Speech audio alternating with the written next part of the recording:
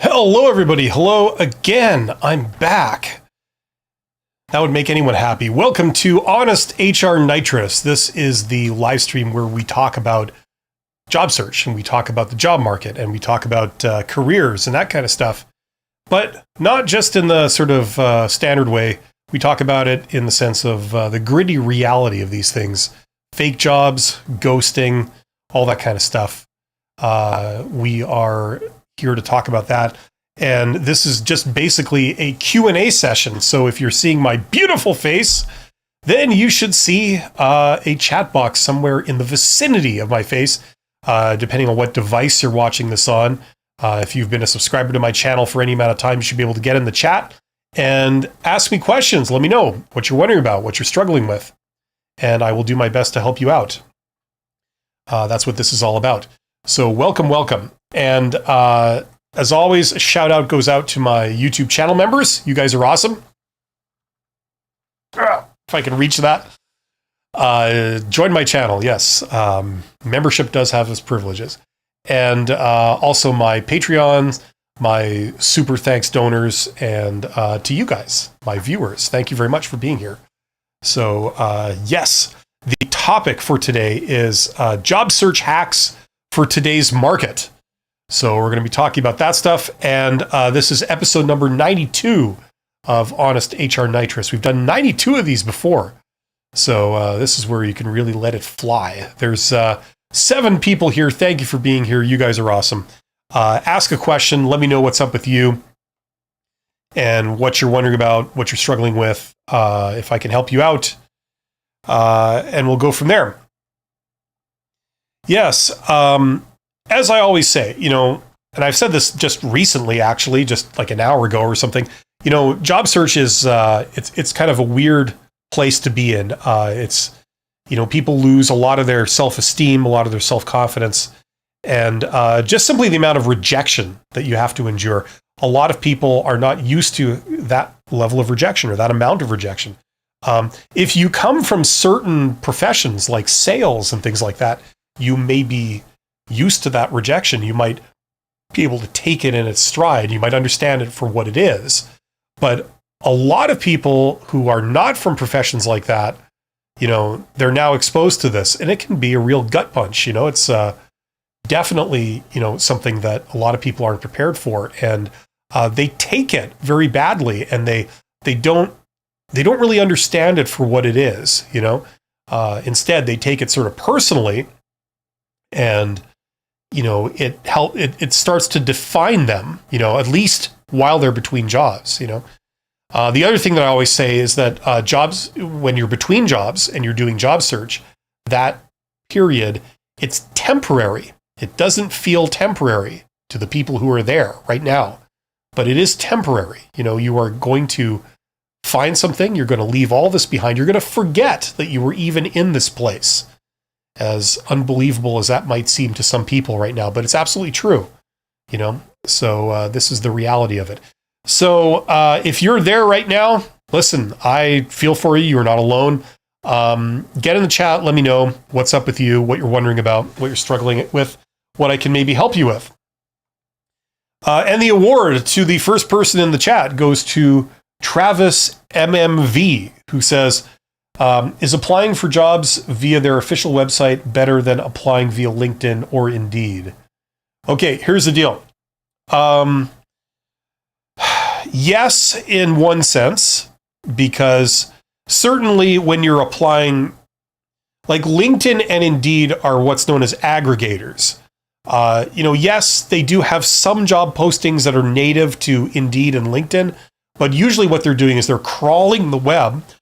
They're crawling the web and they're finding jobs on other websites, and then they're just sort of listing them on their site all in one place, right?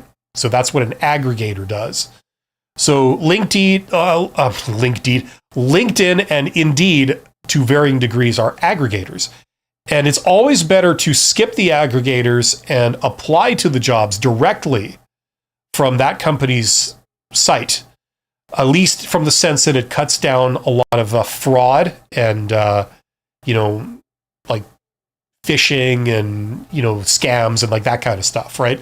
So it's good from that sense, yes. It's still good to go to the aggregator if you're wanting to know what's out there. It's a great convenient place to see a lot of the jobs all listed in one spot, So it's good from that sense. But to apply for them, yes, go to their website. The reality is that when you wrote that question, okay, when you wrote that question to me, is this or this better? Now, my answer, what I'm thinking is like, well, those are both terrible, right? Those are both terrible places to find jobs. Okay, the place where the good jobs are is the hidden job market. You need to definitely tune into that if you're not already looking there. Okay, so learn what that is. Don't just take all your advice from me. Go learn about this stuff from a variety of sources, and you'll see that that's where like 80% of the jobs or whatever, that's where they are. That's also where all the good jobs are. So it's not about looking at posted jobs. It's about learning about that. Anonymous says, future of C# developers. I don't know. I don't have a crystal ball. AI is certainly changing things, but they are not going to be gone certainly overnight. That's just not how we do things. What it might be, okay, like maybe, this is not for certain, but this is definitely a possibility, is like what happened to the original computers? Okay, like the term computer referred originally to a person, someone who does calculations for you, you would send it to a computer, which was a person who worked through all the math and actually calculated stuff, right? And obviously, when they came out with what we refer to now today as computers, like electronic devices that essentially do the same thing, you didn't need the people to manually do the same job, right? Now, in the beginning, computers were expensive, clunky, limited, prone to errors, right? Much like AI is now, right? So they didn't replace the human computers overnight. It was a sort of a transition, right? That's probably going to happen to a degree to C# developers and other developers. It might contract a bit. I don't think it's going to contract to zero. I don't think that's going to happen. But it's going to contract a little bit. We've already sort of seen that, right? Okay, because some things you can offload to AI, but not everything, right? AI is good for certain things, but not for others. So, and just so you know, this is, I don't want to seem insensitive, but this is normal. Like this type of thing is normal. Whenever there's like a major disruptive change that's actually disruptive, it creates all kinds of, a lot of things go away and a lot of new things develop, right? So on the balance, it's usually there's more things being created than they're being disappeared, but some things are being disappeared. Now, what it does usually involve is that it involves that people in traditional roles that you're worried that your job is going to be replaced or whatever, you have to change what you do, okay? So for example, when computers came in or when the internet came in, it changed a lot of physical jobs that people had. Like if you were a travel agent or something, people can go online and they can get that done basically automatically by websites and stuff. You can book, do the things a travel agent used to do. And for a while there, there were a lot of travel agents, even though the internet was here. It meant the travel agents, they had to then provide added services to stay ahead of what could be automated, right? So they had to go from manual work to more thinking work. And that's the general trend whenever technology is automating something. You are not necessarily going to be replaced, but you might have to come upscale a bit and do a value-added thing. So you do C# development, but you do other things related to it. More thinking work. You know what I mean? One thing that's always... this is neither here nor there. I'm just going to say this and then we'll get on with the questions. But one thing that's always kind of surprised me with developers is that, for example, you think of business systems, like ERP systems, software for business, which is a huge money-making thing, right? It seems to be developed by two separate people, right? You've got developers on one hand that know the code, but they know nothing about what the software is supposed to do. They know nothing about, say, accounting, which is like if they're writing software that does an accounting function, right? They know nothing about accounting. They know how to write code. And then you have the other type of person that's like an accountant who's designing the business system and saying, this is what the software has to do, right?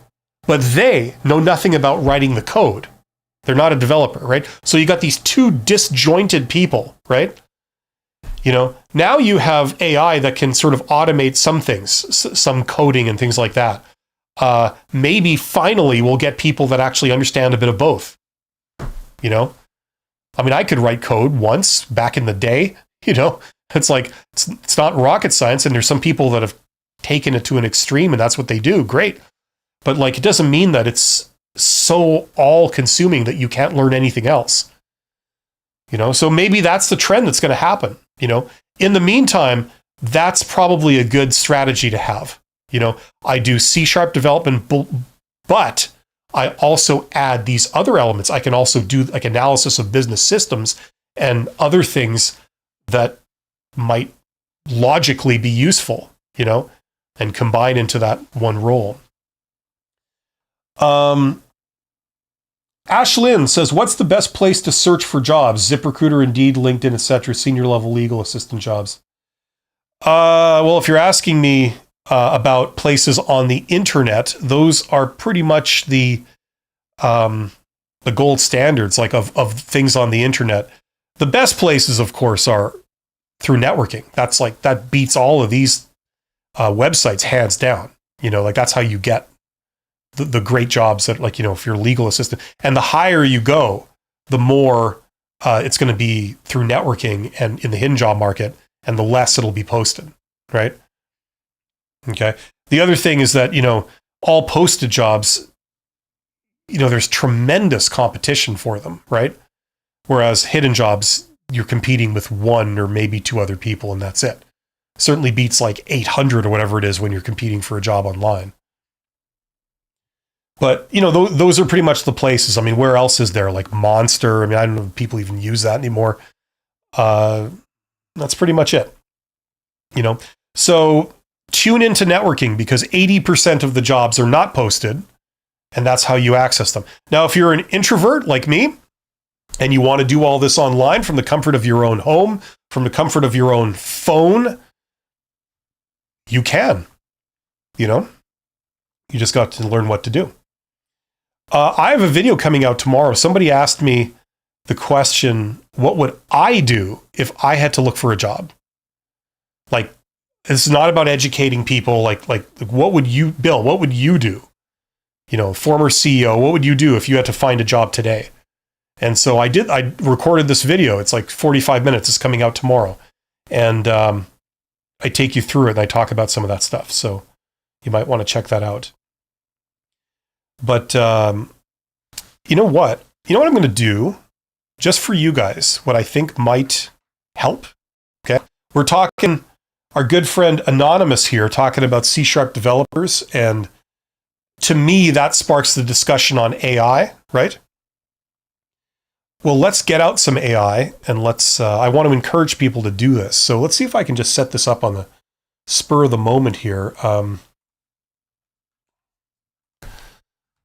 Okay, can you guys see this? Yeah, here we go. Let's make this bigger.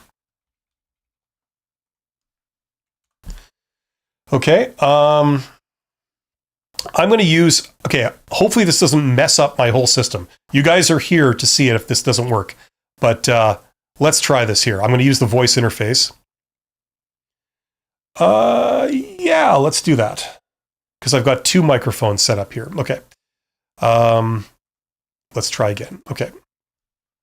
So what is the best website to look at for if I wanted to find job postings for, what was it? A senior level legal assistant. What would be the best website, the best aggregator that would list the most, the biggest number and the best quality jobs for that? Let's just see what this thing says. I'm curious to see. Okay. And I encourage all of you guys to use, that's why I'm using this tool in front of you, because I'm encouraging you guys to use some AI tools like this. It's great for some things. It's kind of bad at others, but it still is useful, especially considering how convenient it is. Okay. So, best overall aggregator, Indeed, right? Runners up, LinkedIn, ZipRecruiter. So just like you mentioned, okay, Google for jobs. I suppose you could just do that, right? And then there's some other things like law jobs. Okay, so this is more specialized legal stuff, right? So I'm not familiar with all the specialized legal job forms because it's not really my world, but, and also this will vary by what country you're in too, of course. So there you go. Okay, so that's what I recommend you do. You can get answers to questions like this just very conveniently by doing that. Okay, does that make sense? Now, that being said, there's still value in talking to people like me, of course, because, I'm a former CEO and it isn't a former CEO. So I've seen a lot of things that this thing hasn't. Gianni M. Piano. Okay, you win the name award for the day. That's awesome, Gianni. I could see the worsening of HR role in research and hiring process. Talent acquisition driven by unexpert people, if not outsourced, and accepting fake job openings already assigned. Do you see the same? Absolutely. Yeah, see, this started back in the day when they started evaluating the recruitment and selection function in terms of efficiency metrics, right? So it's like how much money essentially does it take to fill a position in terms of paying someone to write up a job posting, post it, get applications, filter them, do background checks, conduct interviews, sort of discuss with other people internally, hire them, onboard them, etc. How much does all that cost? You know what I mean? And sort of evaluating recruitment and selection on, for how little money they can fill positions, right? It was also coincidentally tied to the fact that they don't ever actually go back and see, well, do the people that you selected, did they work out? Did they end up being good employees or did they end up being bad employees and did they all leave? Like, no one's really doing that. The problem with doing that is that, like, if somebody leaves, why did they leave? Did they leave because they were the wrong person? Or did they leave because, the hiring manager, their boss, was terrible and drove them away? It doesn't necessarily mean that they picked the wrong person. It could have been any number of things, right? So they don't look at that. So therefore, let's see, you're judged on how efficiently you're doing your job, but then nobody's evaluating you on the quality of the job you're doing. So do I need to draw you a map? We get terrible hiring practices that's almost random, it's no coincidence that that's led to this, right? It's directly because of, how they're being evaluated internally, and you're absolutely right. I mean, you're not the first person to point out the fact that when you go down to a job interview, you're interviewing with somebody who doesn't know the first thing about the job itself, nor are they really particularly good at conducting an interview. It's not exactly like high level, high talent people here. Why do companies do this? They do it because at the end of the day, they figure, one person is as good as another almost. And if, we'll take our best guess and we'll pick this person. And if they don't work out, oh, well, we cry and then we replace them with someone else and then we get on with our lives. That's kind of the attitude, right? And you see that directly in how the system is built, right? So it's not that it's like some big conspiracy. It's just that this is how it's being viewed, and this is its place in the organization, and these are the sort of modern attitudes towards it. Now, that being said, in smaller employers, they don't do this, right? It isn't all about the numbers. If they only have 20 people in their company and they hire a 21st person, and that person is terrible, they end up not working out, they're disgruntled, and they punch out the boss on their way out their door or something, it's like, that matters. That's a huge deal, So you go to smaller employers and you're treated completely different because the hiring process is quite different. Some small companies, they want to try and emulate big companies because they think that makes them look more professional. It doesn't. But most of them don't. It's much more informal, and there's a lot more potential there for talented people to thrive.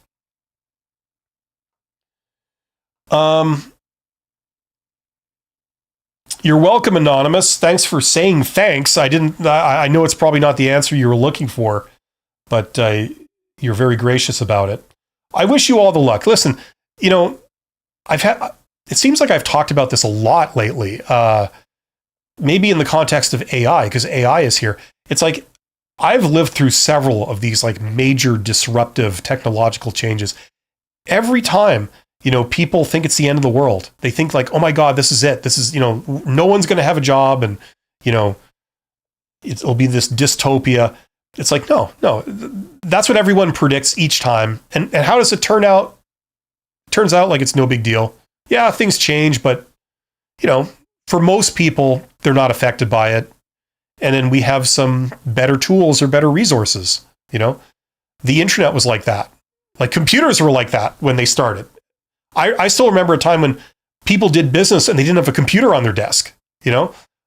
That's when I started.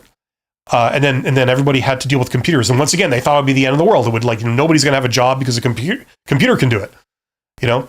Then the internet came, and then you had the same thing again. Like, oh my God, no one's going to have a job. And then now AI is here. Like, oh my God, no one's going to have a job. It's like, yeah, everyone's going to have a job. They're just going to be different jobs. And that makes people a bit uncomfortable because it means that the future isn't this cozy, predictable thing that they always thought would play out. It's going to go like this, and that's how it goes. But don't worry, especially if you're young, you're going to be okay. And even if you're not young, you're probably going to be okay anyway. You just have to be a little flexible. We all do. You're welcome to Ashlyn.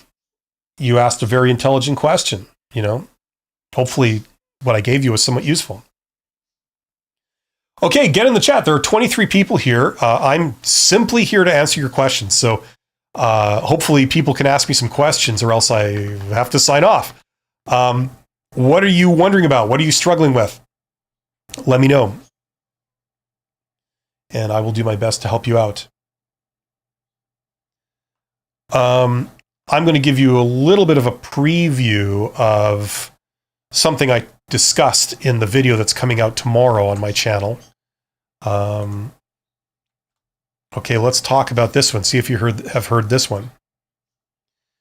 So all the jobs that are posted publicly, all the jobs that I can find on the internet, okay, what percentage of that is that compared with all the jobs that are actually out there that I could potentially get?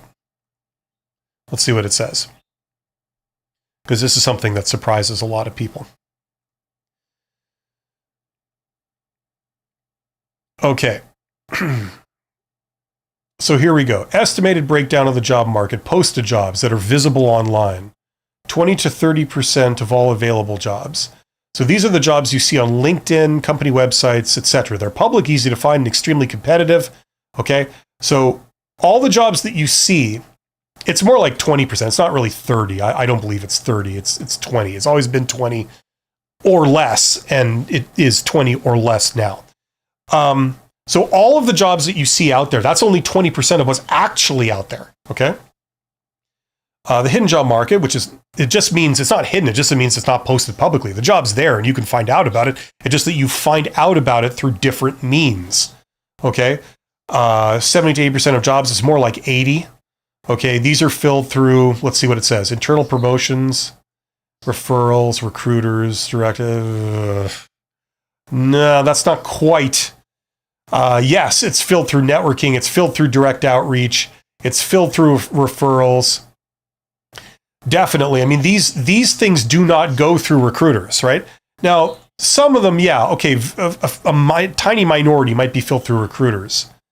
And internal promotions, that just means that like whatever job it is, they decided instead of hiring someone from the outside, they're just going to hire someone from the inside. right? There's times when it makes sense to do that, and there's times where it doesn't make sense to do that, right? One time when it doesn't make sense to do that is the fact that if you promote someone internally into a role, say you have a role here, there's a vacancy right here. Think of it as a hole, right? Now you take someone from here, you promote them up into that role. Great. But now you've created a vacancy here. You've just moved it down, right? So that's one reason why it's best to hire someone from the outside, because you're actually plugging the hole and there aren't any more holes that you created, right? The other thing is that if you're looking for status quo, you fill the job internally. If you're looking for change, like things are not going great, they could go better, that's when you bring someone in from the outside. They bring in new ideas, new approaches. They don't simply do the thing that we always do here, right? So there's reasons why you would do it, okay? Anyway, let's get back to the questions here. How do you say this? Ordinary says, but AI is unlike any technology that has ever disrupted our lives. It's intelligent, and that has been our human advantage through all of these prior disruptions. So what you're saying is that this is different than every other world-changing innovation that's ever happened. You're wrong. Deal with it. You're young. You're wrong. You're not going to listen to me. I'm not going to affect you. That's fine. That's how it goes. Just wait. We'll see how it plays out. Okay? Because let me tell you, there's been a lot more disruptive things. And by the way, it's called AI, but at least right now, it's not intelligent. It's a fancy version of autocomplete. That's all it is. It doesn't actually understand a lot of the things it's doing. It's just playing with words and the statistical probability that one word should follow another. That's all it's doing. Now, listen, I'm sure you're not going to take my word for this. You could impress me and go out and verify that yourself. But whether you do or not, it's okay. Let's just see how it plays out. How about that? Yeah. If you think this is going to be more disruptive than say the automobile, sure. If you think it's going to be more disruptive than, say, the internet, sure. You know what I mean? Or the jet engine, or anything like that. Like all these things that have come in, they've destroyed multiple industries, like just overnight. And they've created multiple industries, like the oil and gas industry, the network of roads that we have, like just bam, the aerospace industry, bam, just like that, right? So I'm not interested in debating anybody. Listen, we're talking about the future. Everybody's got an opinion about it. I gave you mine. You're allowed to have your own. That's fine. We'll just see how it plays out. Revenger 211 says, how does one figure out what to fix in their CV when they get rejected? I've been getting rejected left and right since graduation. I'm not sure what exactly to improve or fix. Okay.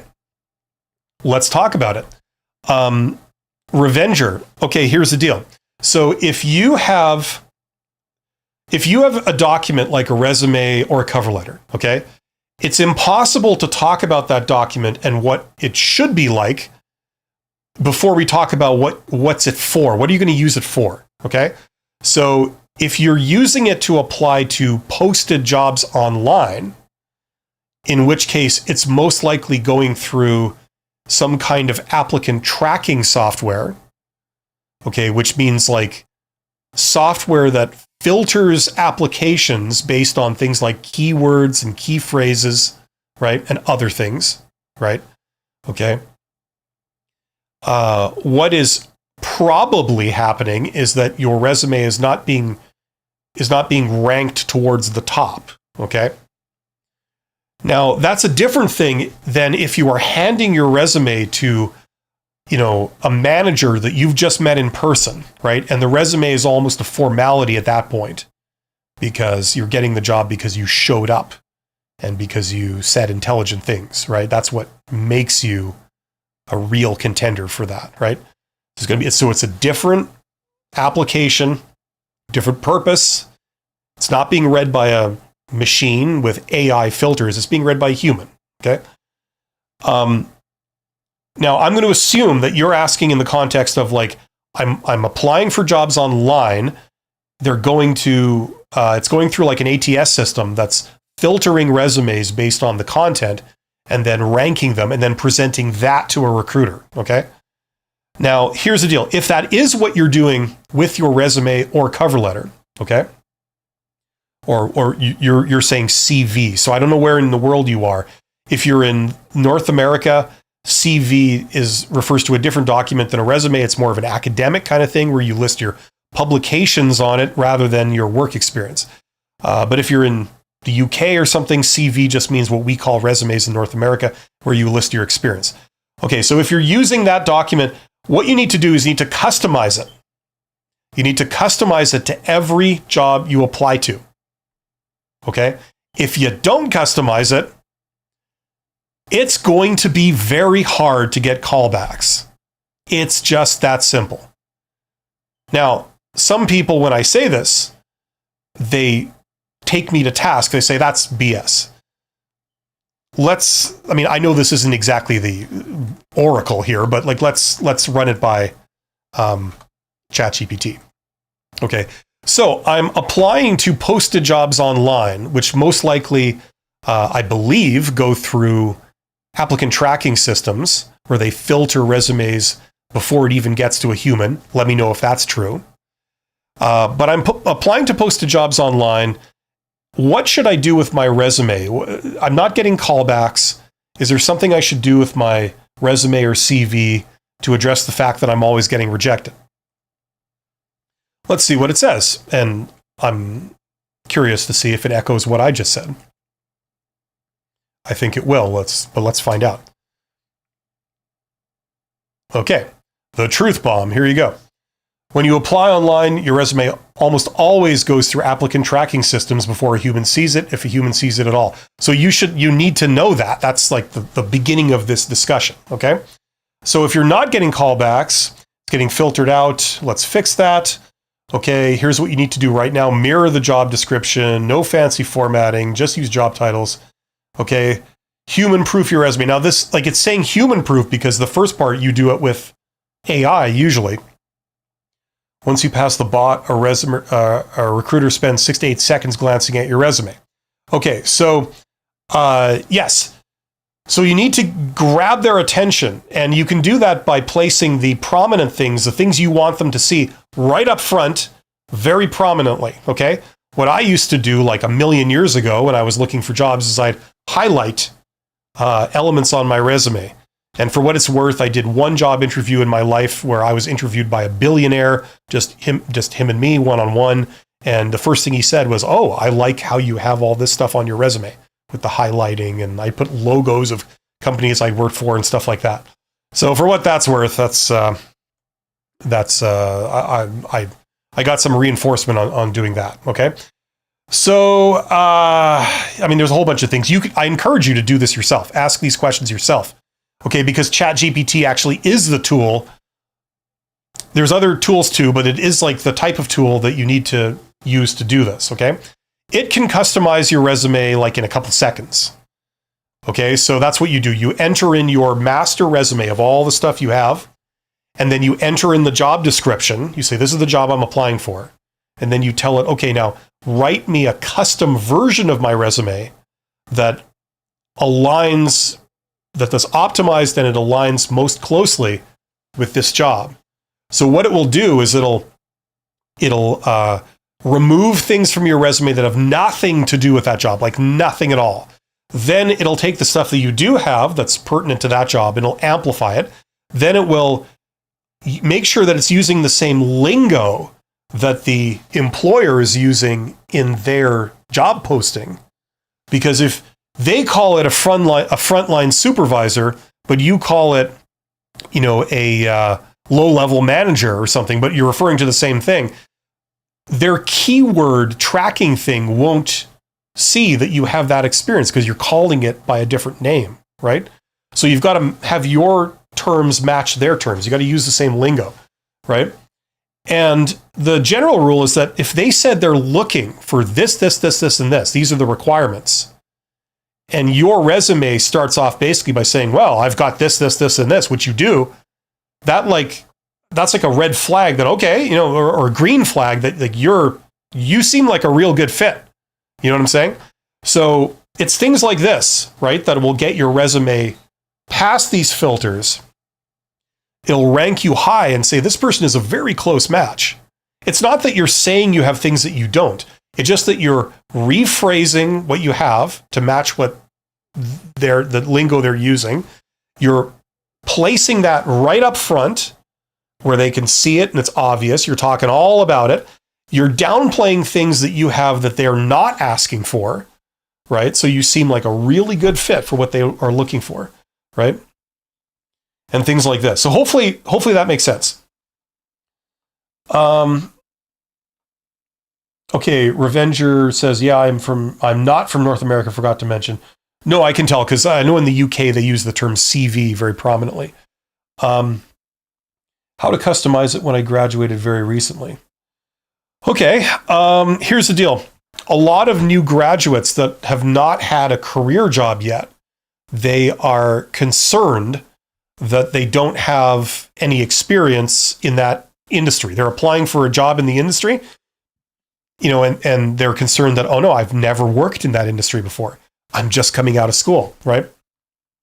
So the problem is they end up thinking, I don't have any experience, which is crap. You have a lot of experience. I've done a video on this. What do people do in a job? They follow instructions. They meet deadlines. They show up to work on time.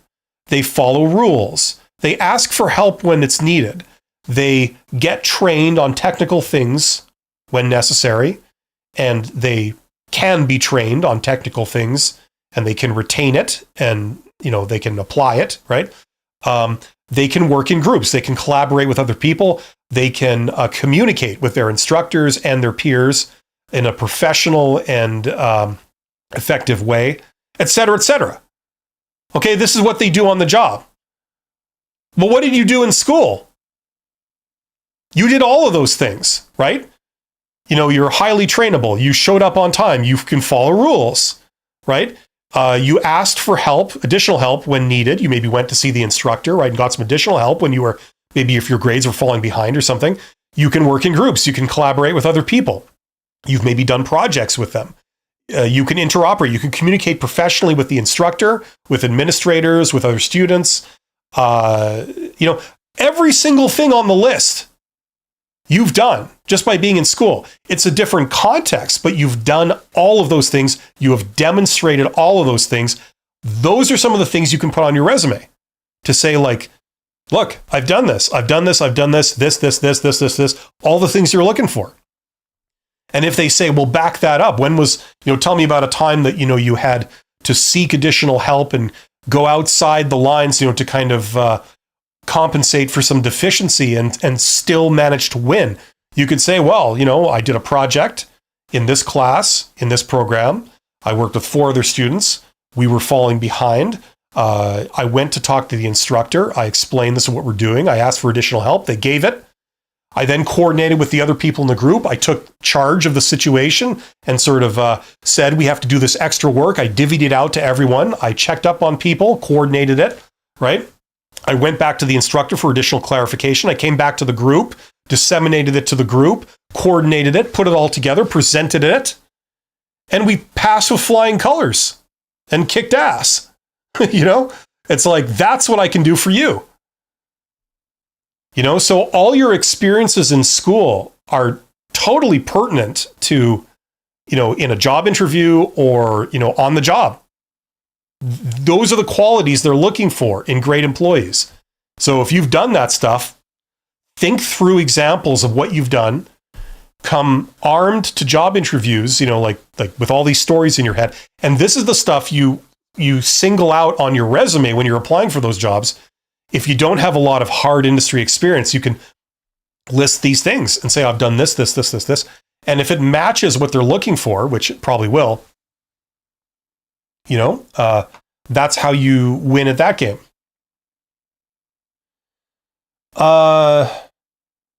Revenger says, don't recruiters hate when resumes are written by AI? I heard many people get rejected because their resumes undergo AI detectors. Yes, if you like, how would you feel when you are running a competition, say at school or something like that, and you say to the class, listen, I'm starting a, I don't know, the chess club or something, like some extra thing you're doing. I'm looking for people who want to be interested. If you think you can do this, write me a 1-page blurb why you think, you'd be a good person to join our group, and, you can join, and now, how would you feel if somebody just said to AI, they went into, they did this, right? They went to ChatGPT. Give me 1,000 words on why I would be a great person to join a chess club, right? If they did this kind of thing and submitted that without even like rereading it to see if it like made any sense, right? How would you feel about that? You'd feel cheated, right? Because they're circumventing your requirement, right? Okay.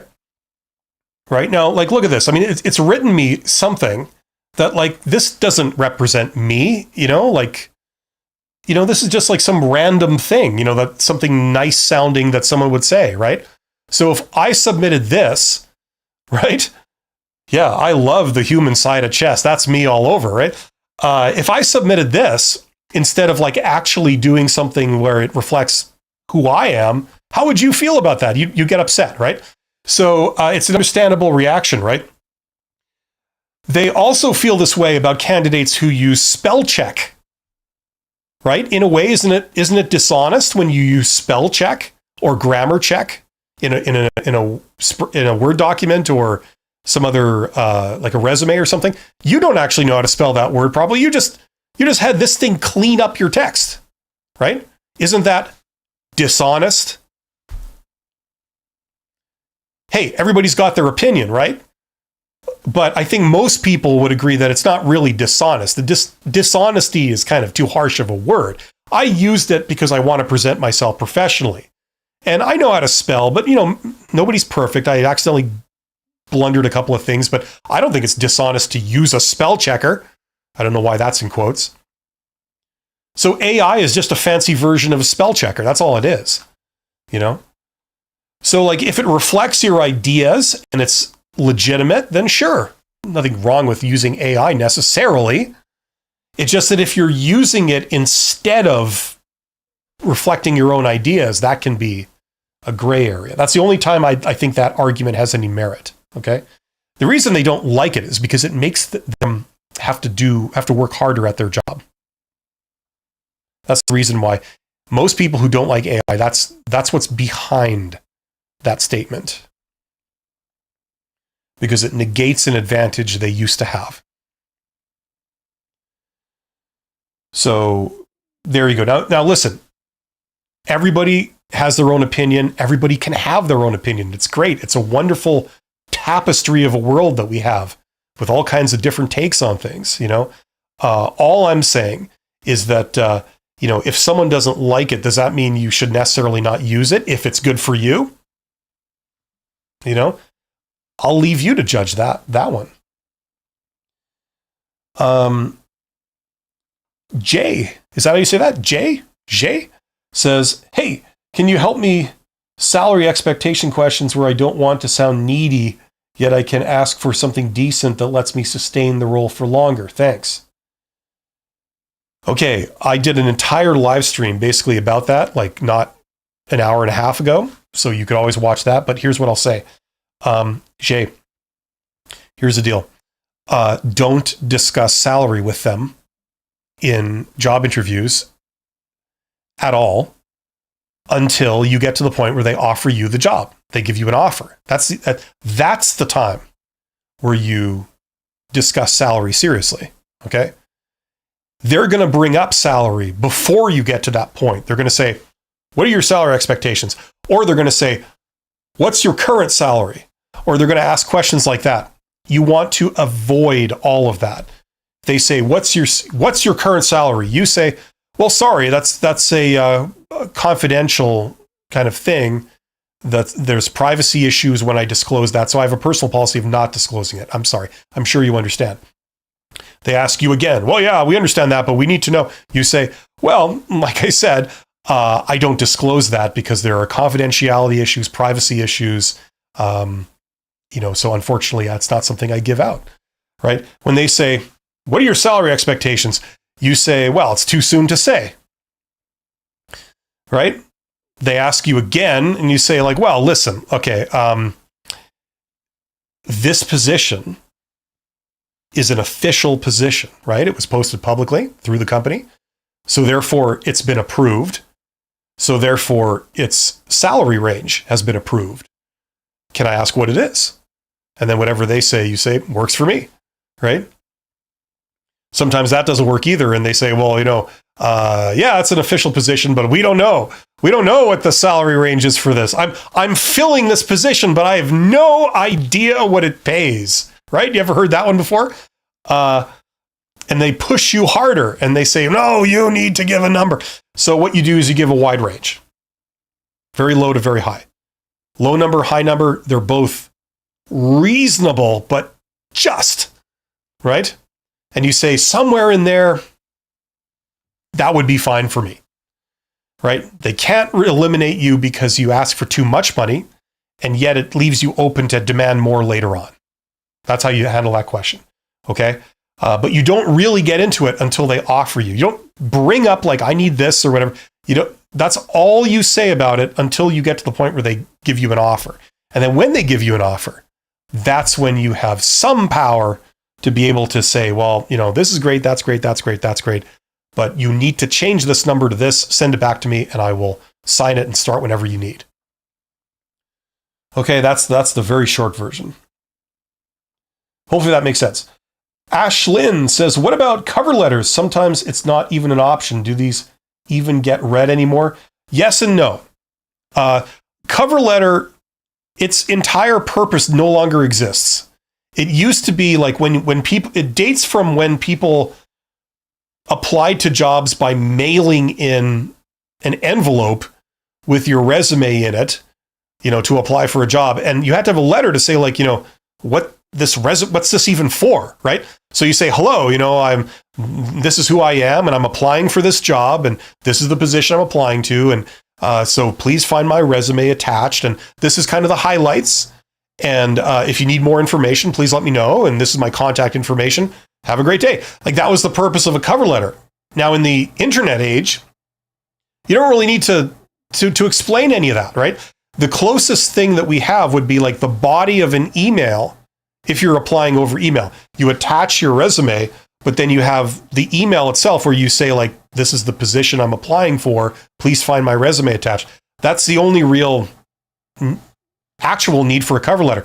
It ends up in this day and age, if people even want a cover letter, it ends up being like a sort of second version of your resume in paragraph form, kind of, where you talk about the highlights and you talk about maybe things that you didn't mention in the resume, like your ambition or, what's your, some of your soft skills or things like that, right?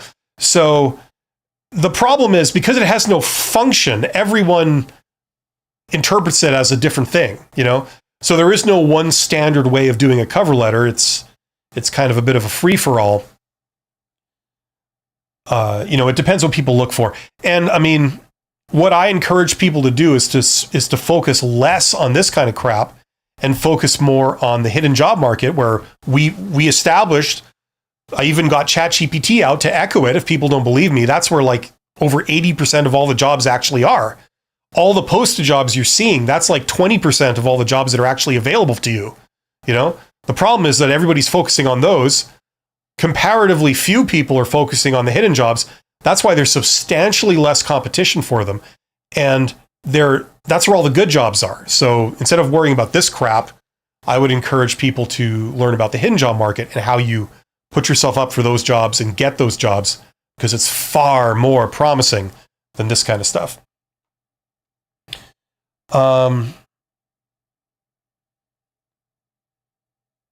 Alicia M says, why would you say that?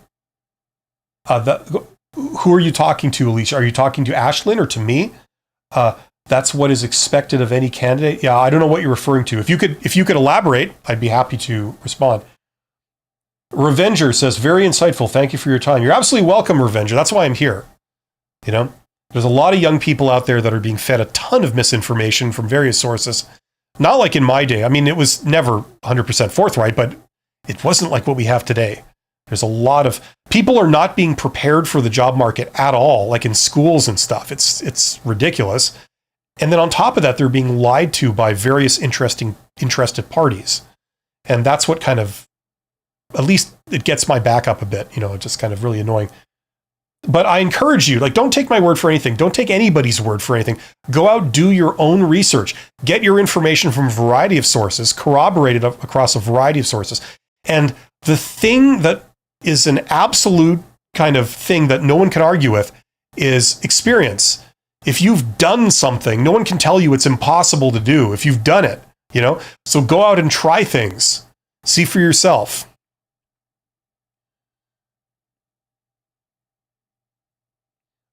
Rock Dog says, when employers stop using AI to screen applicants, I'll stop using it to tailor my resume. Yeah, exactly. I mean, they're going to use it. They use it because it's useful. So you should do the same. Use it because it's useful. We have to act in our self-interest here. We all do. That's what, God knows that's what the employers are doing. I've been on the other side of the table a lot. So that's what I know. They certainly are. So you should too, you know? They would love to be able to control your behavior. They would love to be able to get you to think, oh, I'm worthless. I would be happy, grateful for them to offer me a job. And if it was minimum wage, you know, I would take it because I'm worth nothing. And, you know, I should surrender my soul to these people and do whatever they tell me and be grateful for just even being allowed to be there. So I will take any offer, no matter how low. I will accept a job regardless of like any conditions, you know, no matter how unreasonable they are, because I'm worth nothing. And I'm just grateful to have this job. If they could like implant a thought in the minds of job seekers, it would be that. Because that's to their advantage. Right? The more you find out about like how much value you actually have and what you can do, it's worse for them because then you're not as cheap and they can't push you around or exploit you as much. Take it from me. I'm a former CEO. I ran a company. I mean, that's employer behavior. In the same way that all job seeker behavior is like, you need to pay me $1 million and give me a nice cushy job and make sure that it's secure, make sure there's plenty of opportunities for advancement, and make sure that I have a fun time at my job at all times. Right? That's job seeker behavior. And if I don't get that, I'm offended. You know? So, you know what I'm saying? Like that's the extremes. And they kind of meet in the middle, right? They kind of get an equilibrium somewhere in the middle.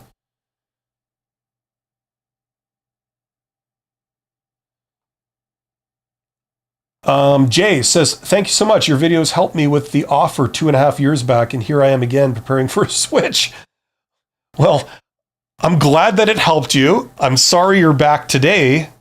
I hope that you find something even better. And I hope that I can be of use to you again, but something a bit more permanent this time. Confidocene? Sorry if I'm saying that wrong. Says, how do I get a job in engineering? Oh, my friend. So I got an engineering degree back in the day, okay? Just for what it's worth. This is just anecdotal. I got an engineering degree. What do they always tell you in engineering? Why do you do engineering? You take an engineering degree so that you can work in engineering, right? You can do design. And where I am, the way it works here is that, you know, your engineering degree is like the beginning of the process, right? It's almost like a driver's license. You get the written test and then you get the practical test, right? The engineering degree was like the written test. So, okay, great. You're a contender. But You then have to do the practical test. And that's where you work under a professional engineer, and they take personal responsibility for your work. And this goes on for a couple of years. And then eventually, you have to present in front of a board of the engineering association. And if almost like becoming a lawyer, you get called to the bar with engineers, you get your stamp, your engineering stamp. You are now a professional engineer, right? So if you've got the degree, but you're not yet a professional engineer, you're called an engineer in training. That was the idea. And this career path, that's all they ever taught me about. Okay. Now, when I graduated from engineering, and this is where everybody leaves, I'm sure, because it's boring as hell. When I graduated from engineering, what happened was I found that there were a lot of other companies that were hiring people with engineering degrees, but it had nothing to do with design, like working as an engineer. They were hiring engineers for all kinds of things. So that's what I did. I got a job where they were looking for someone with an engineering degree, but had nothing to do with engineering. You were a supervisor at the railroad, supervising tradespeople that fix locomotives. So you're the technical lead, and you're also the supervisor that's coordinating all the work. Nothing to do with engineering, no design work, nothing, right? But they paid a hell of a lot of money. So I took that, and that's how my career kind of started. I was a supervisor, then I was a manager, and then just went up. So I never worked in engineering, even though I have an engineering degree, even though I got the job because I had an engineering degree. Because people with engineering degrees, they're highly trainable, they're bright, they're, lots of good qualities. So they were just wanting people that had all those things. So I never went into that. But the way you get a job in engineering is the way you get a job in every other area is the most promising way is through networking. And one of the most promising ways within networking to do that, especially if you're an introvert, is something called direct outreach. Okay. Now, once again, you don't have to take my word for any of this. I'm going to show you here, and I encourage you to do this kind of thing. Okay. So in terms of methods to get a job, can you give me a brief description of direct outreach, what it is, how it works, and why someone would do it? Okay. Now, if you've never done this before, or maybe you're like a lot of engineers, you're an introvert, you might have closed your mind to anything like this years ago because, talking to people, that's not my thing. The reality is that in this day and age, you can, first of all, you can do a lot of this virtually online, so you don't have to talk to anybody. And secondly, it's extremely effective, far more than applying to jobs. So I'm not going to read this to you. You go and do this. This will get your foot in the door, okay? The other thing is that when you reach out to employers directly, which is what this is, first of all, you don't need to know anyone to do this, right? Okay? But if you reach out to employers proactively like this, you're already elevating yourself above the crowd, because how many other engineers are doing this? Probably zero, right? So you're the one that was interested enough in that company to contact them. You say, hello, my name is X, and, I have a degree in engineering and I solve this problem. And if ever you're looking for someone to solve that problem, let me know, because I know you guys do work in this area. I think that's incredibly exciting. I'd love to work for you or work with you. Have yourself a great day, right? That's what you're doing. And just as you're sending out job applications, you're throwing a lot of job applications out there, most of which result in nothing.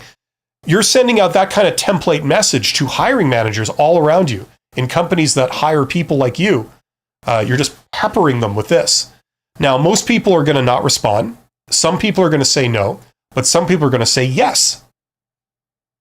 It's a matter of percentages, and there's going to be a couple of people out there that just serendipitously happen to be looking for someone with an engineering degree or your type of engineering degree right now because they have a position that they know they're going to have to fill. Maybe it isn't even posted yet. Maybe it never will be posted. But that falls right in the lap of a hiring manager. Right now, they're like, oh, I got to hire someone anyway. Hey, let's check out this person, because they're not just a candidate. They're a candidate that, first of all, they have shown they are interested in working here. That's a big deal, right? The fact that they reached out and did this, that alone suggests that they are a cut above like a stack of resumes on a desk. They want to work here specifically. Okay. They're coming to me, right? Then I've already got a free sample of how professional they are, what their communication is like. And, if they're persuasive, like, that message that I sent, that's kind of persuasive. I'm getting a sample of how they take initiative, how professional they are, how easy they are to communicate with. Those are 3 things already that people that are a stack of resumes on a desk haven't demonstrated yet. Okay, so that's why this is very, very useful. Okay, so learn about some of these methods. Learn about the other methods of getting a job, especially the ones like this that tap the hidden job market. There are many, many other ways to get a job, but this is one that's great for introverts because you don't have to meet or talk to a single person that doesn't want to talk to you. The only time you have to talk to a person with this method is when they call you back and say, hey, let's talk, right? Because they're interested in you, right? That's totally different from a job interview. That's like a referral. It feels like a referral. They're asking you to talk to them like any other business meeting. They're making the request. So they're grateful that you said yes and you come down at their request. It's great for interviews. It's introverts, and it's great for a variety of reasons. So learn all you can about this kind of thing. I cover that in my course, the Get Hired course. So if you want to learn that with me, check out that course. Link in the description box below. That's where I put all my advice, and I talk about the hidden job market. So if that appeals to you, that's where you can find that stuff. Hopefully that makes sense. Confidocene. Jose says, thank you so much for all you're doing. You're absolutely welcome, Jose. My pleasure. There are 28 people here. Thank you for joining me today. Let me know if you have any questions about job search or careers or anything, I have restarted. This is the first week I've sort of restarted my live streams after taking a couple weeks off there. I normally do a live stream once a week on entrepreneurship. That's another whole thing. There are a lot of people that they don't work at jobs. There's a lot of people that don't do that. There are alternatives to just working as an employee. People that understand how to make money directly, they do it. And one of the advantages is, first of all, your own boss. Secondly, you can do precisely what you want. It's very creatively satisfying. And thirdly, you don't have an agent like an employer skimming off the top of your value. You work as an employee, you bring in this value, right? And they give you this much of it, right? That's how that works. Part of the reason at the end of the day is because you don't understand how to turn your value into cash directly, right? Like say an entrepreneur does, right? They get customers or other people to pay them directly for their abilities or their services, right? You don't do that. You say to an employer, listen, I don't understand how to turn my value directly into cash, but I'll tell you what, you do. So if I work for you and I don't have to worry about that, you can bring in the extra money and you just give me a cut, right? And that's what an employment arrangement is, really. Right? So that works, and that makes sense for a lot of people, under certain circumstances. But it's certainly not the only way to make money in this world. You know what I mean? So, I haven't had a job for 15 years or something like that, and I've been doing just fine. So entrepreneurship is a way that some people go. It's something you learn over time, and it's an alternative. It also gives you security. Nobody can fire you or lay you off. You employ yourself. Anyway, so there's a lot of things out there. Just be open to it. Okay, where do we leave off here? Jose says, I'm a Hispanic 45-year-old male. Does age matter? I'm looking to land my first cybersecurity. That stuff shouldn't matter, but sometimes it does. It depends on the context. If you're working in the entertainment industry, for example, good looks are very important, way more than they should be, but they are. That's just the reality of it. You know what I mean? It's not because someone decided that. It's because that's what brings in money more effectively. You know what I mean?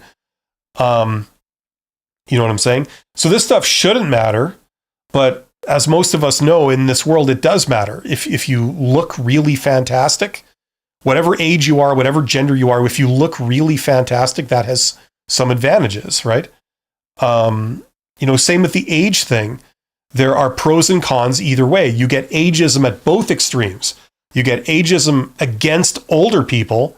You also get ageism against younger people, but it depends on the situation. Some of it is justified. Some of it isn't,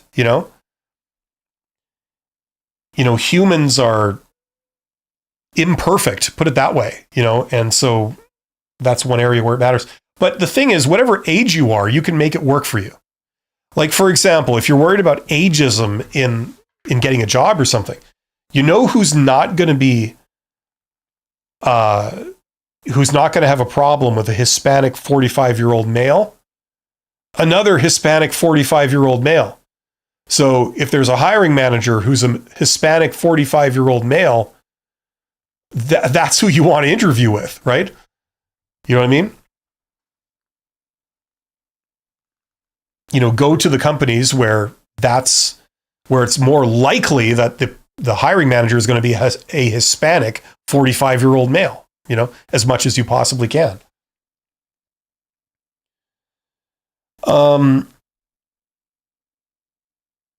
So it shouldn't matter, but it does a bit, and it highly depends on the context. Guy Incognito says, Jose, so that's talking to Jose. There are 31 people here. Thank you for being here. Check out my courses. Get in the chat. I'm here to answer your questions. The Good Life Starter Pack says, life hacks, send them song lyrics. Sure. Yeah, that works wonders. Jose says, that's awesome to hear. Thank you so much. Yeah, I'd be lying if I said like any kind of bias or whatever. I'd be lying if I said oh no, that doesn't happen, or you shouldn't be worried about it. It happens to everyone, You know what I'm saying? It happens to everybody, and I mean everybody. So it's all about people's assumptions and preconceptions about other people, and God knows people make enough of those. Yeah. Let me know what you're wondering about when it comes to careers, job search, that kind of thing. I'll do my best to help you out. In the meantime, while we're waiting for another question to roll in, check out that course. Write Like a Professional. Now, I don't like the title of that course. It's not the best title because it does talk about writing, but it's also talking about what to say, how to respond.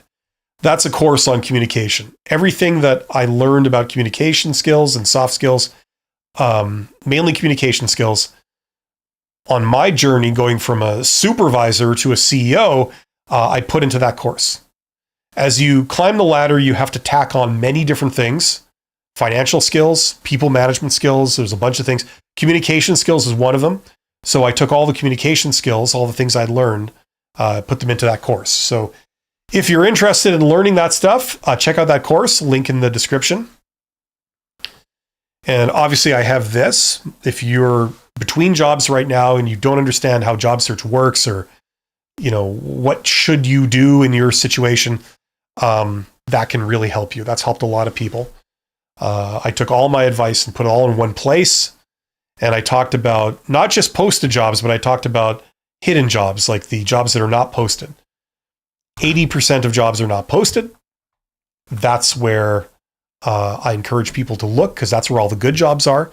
And that's where there's substantially less competition for those jobs. Okay. It's actually also the most popular way of getting hired. People, if you ask people that have jobs, you say, how did you get this job? Not many people are going to say, I got it by applying to a job online and going through a recruiter. Most people are going to say it was some form of networking. Right? So if this is news to you, if you don't believe me or it sounds fishy, go investigate it yourself. Go do your own research. And when you realize that that's true, okay, what does that say? That says, well, maybe I should I should like look in that place also. Okay. So if you're looking for someone to be a guide for that, also check out that course. That's a big part of the value of that course. Okay, get in the chat. I'm just like plugging my own stuff because I've got no questions. So give me some questions, or else I'm going to have to sign off if I don't get any more questions.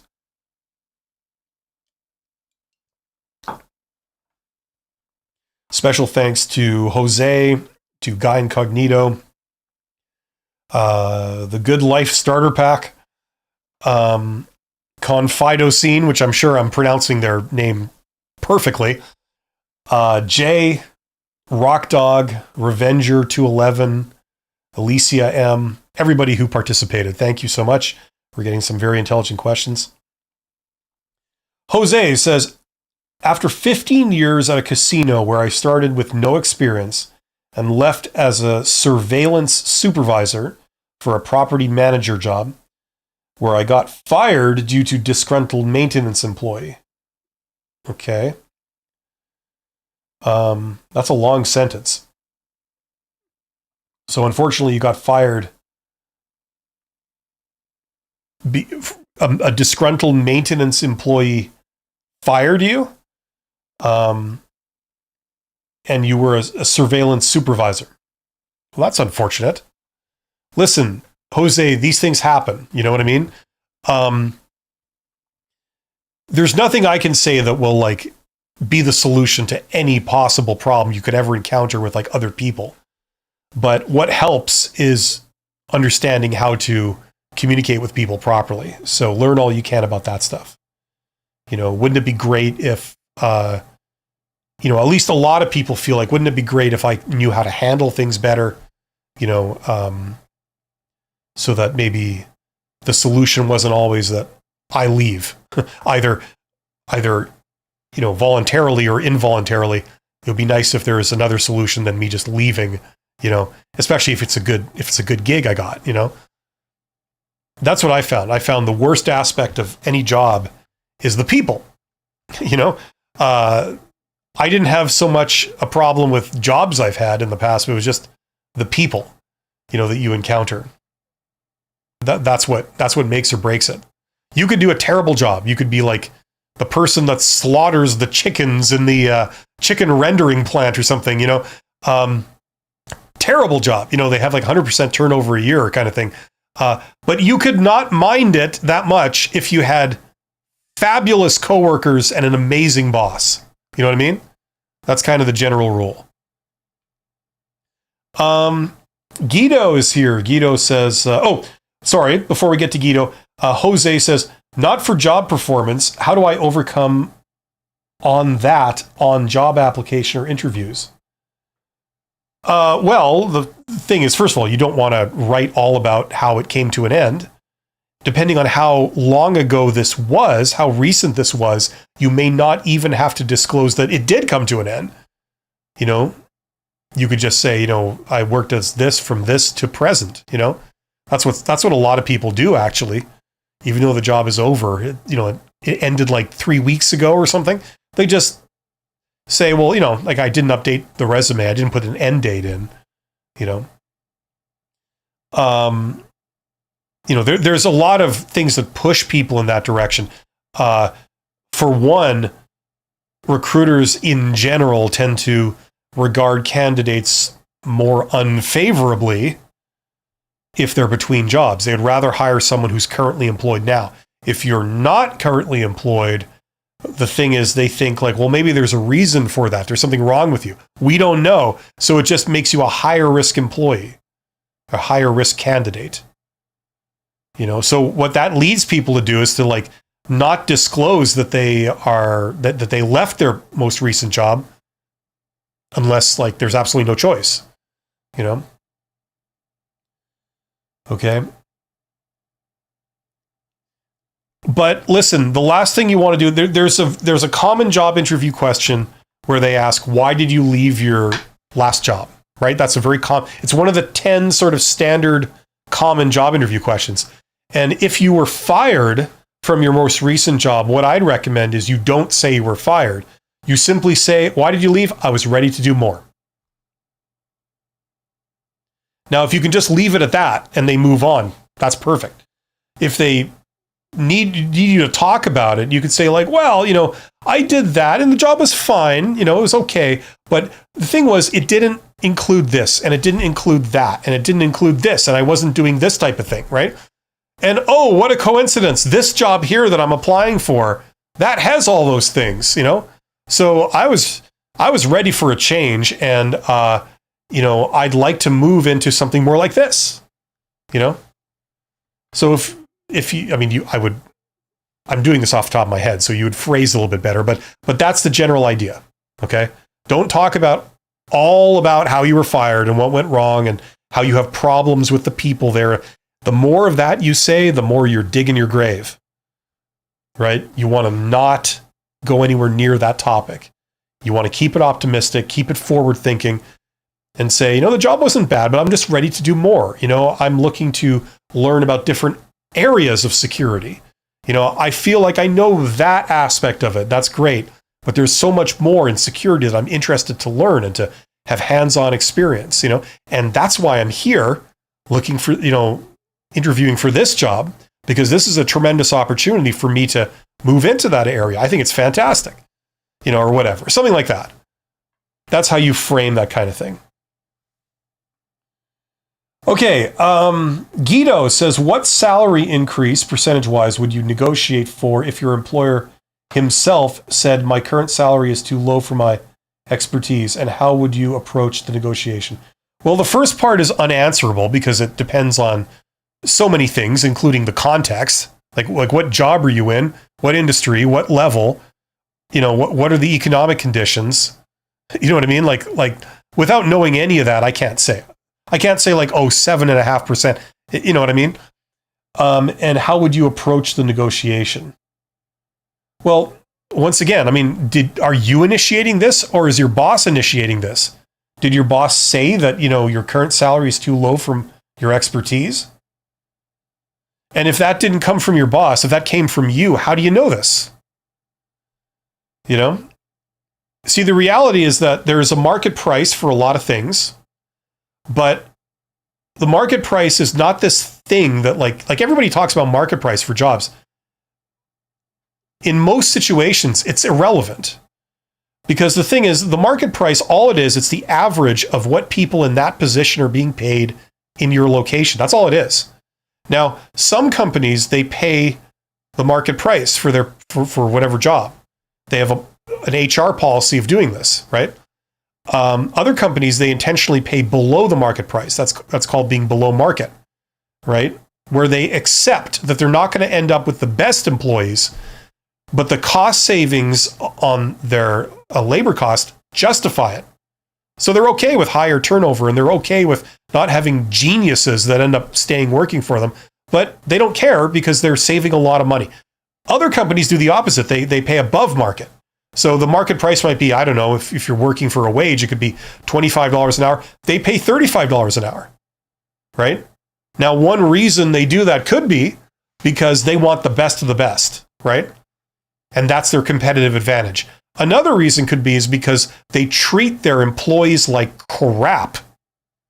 And you have to be paid a premium for you to even stay there, right?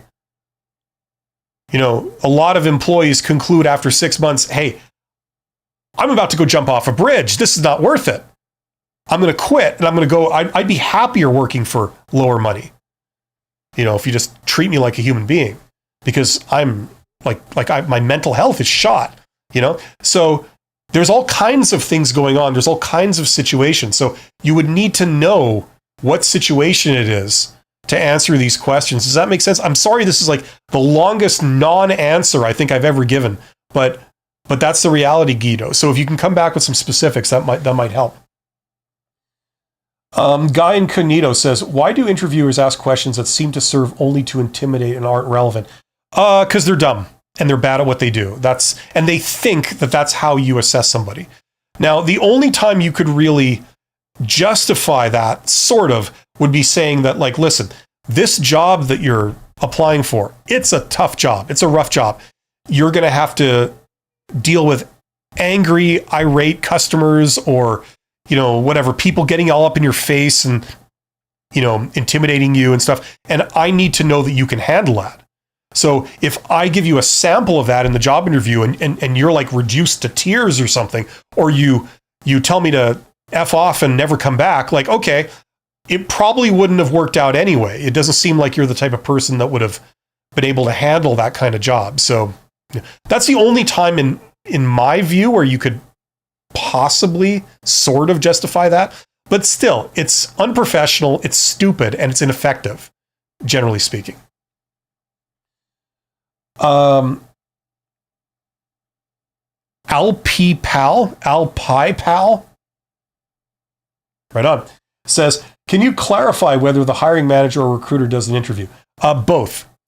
See, the hiring manager, they're a functional manager. So think of a company, and they have many departments. They'll have like an accounting department that's run by the chief accountant. Okay. And there are many accountants that work in the accounting department, and their boss is the chief accountant. Okay. So the way this works is the chief accountant one day decides, okay, I need to hire another accountant. I got 10 people working for me, but this sucks because even with these 10 people, we can't do the work that's being asked of us. Excuse me. So even with overtime, we can't handle all this workload. So I need an 11th accountant. So they make that decision. They know, okay, I know what my budget is for this department. And, I would like to use that money for other things, but under the circumstances, I think we can justify spending it on an 11th employee. So I'm going to call up the HR department. I'm going to tell them, listen, I need to hire an 11th accountant. I need you to post the job. So, do what you do. Get me some top accounting candidates. I want you to do an initial filter. Okay. And then call me in when you're doing like the final 3, because I want to make the decision personally for the final 3. Right.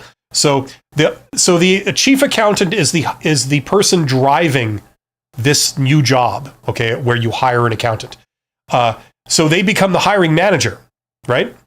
That's who the hiring manager is. There's someone that doesn't have a background in HR, but they have a background in the job itself. So you're hiring an accountant. The hiring manager is the person the accountant reports to, right? They're going to be the boss of the accountant that gets hired. Okay, so that's who the hiring manager is. Now, sometimes the hiring manager will do this all by themselves. They'll post a job publicly, or they won't even post a job. They'll just ask around. They'll go to the accounting department. They'll say, hey, just so you guys know, you accountants, you 10, I made the decision. We're going to hire an 11th accountant. So if you have a brother or a friend, or you have any recommendations, bring that to me. And usually what will happen is, like, if it's a good job, a lot of the 10 will say, hey, I got a brother or a friend or a cousin or a mother that will be a great accountant that would want to work here. Shall I tell them to send you their resume? Right? That kind of thing. And a lot of times that's all you need to do, really. You might post it in social networking. You might tell some business associates of yours, and pretty soon you got people coming to you saying, hey, I recommend this person. Now, you know me. We've worked together for 10 years. You know that I'm good. Well, I recommend this person, right? Okay, that's called the hidden job market, right? Now, let's say they can't find anyone there, right? So they decide to post it publicly. That's where the hiring manager might get a recruiter involved. The recruiter is an expert on finding candidates. That's the idea. So they create the job posting. They post it in all these different places. They promote it. They receive the applicants. They do an initial filter to filter out the sort of people that aren't really serious and stuff. And then they coordinate the job interviews. They might do the first round of interviews just with the recruiter. That's it. And then they'll get a sort of final 3, and then they'll coordinate a second round of interviews, and they'll invite the hiring manager to that and say, you be at these 3, and then you make the ultimate final decision. Let me know which one we should get. And then I will be in charge of drafting up the offer and managing all of that and get them onboarded, right? So that's how those two roles kind of work, okay? So the hiring manager is the person you really have to impress, because at the end of the day, they're the one that, if you get hired, you report to them. They have to like you. Okay, now you could be totally qualified, but if they don't like you, you know what I'm saying? Like if you guys do not get along at all, it's going to be a major problem. So what's very important in interviews is that, the hiring manager likes you. You guys get along, you click, that kind of thing. So you can get both. You can get the hiring manager at the interview, you can get the recruiter at the interview, you can get both. You can also get other people that they invite in to give their 2 cents.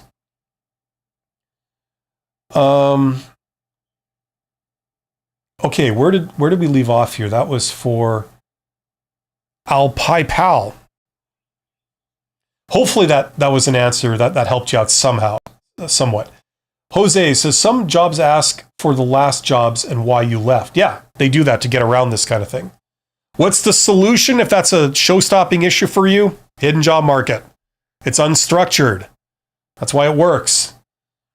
Guy Incognito says, so if you were dismissed, you should just lie? Absolutely not. Jose says, on job applications, they ask why you left the last 3 jobs. Yes, we just talked about that. Jose says, thank you, that helps more than you know. Well, good, I'm glad. I'm glad that helped, Jose. That's great. I wish you all the best. You're awesome. You're valuable. A lot of employers would be lucky to have you. It's just getting through this, I'll say it, just this retarded hiring, process, right? That's why most people don't play this game. They go around it. That's what the hidden job market is. You talk to the hiring manager directly, informally, and that's far more effective. Torshia Thomas Teasdale says, thanks, Bill. Your help led me to a job recently. However, I didn't stay because their rules were crazy, but I'm glad I got a chance to use this teaching after leaving my corporate job 7 years ago. Wow. Well, I'm glad it helped. I'm sorry it didn't come to a very nice ending. Once again, Torshia, I wish you all the best, and I'm always here if you have questions going forward. But like I showed off earlier in the stream, use things like ChatGPT. They're incredible tools for certain things. And if you're wanting to learn about the hidden job market and all this, where the jobs actually are, don't take my word for it. Go verify with this thing and get it to start you on the path of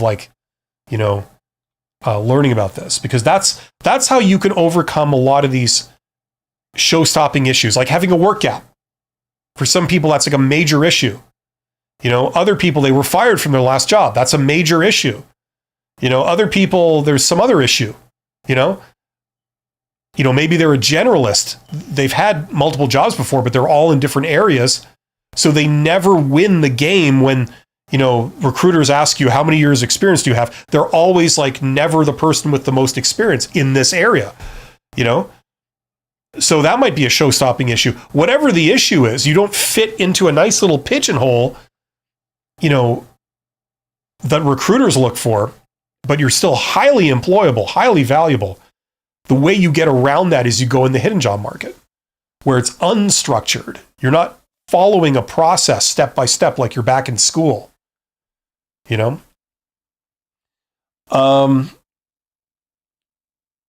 Good Life Starter Pack says, don't be hard on yourself. We live and we learn. Absolutely. Yeah, absolutely. You said it.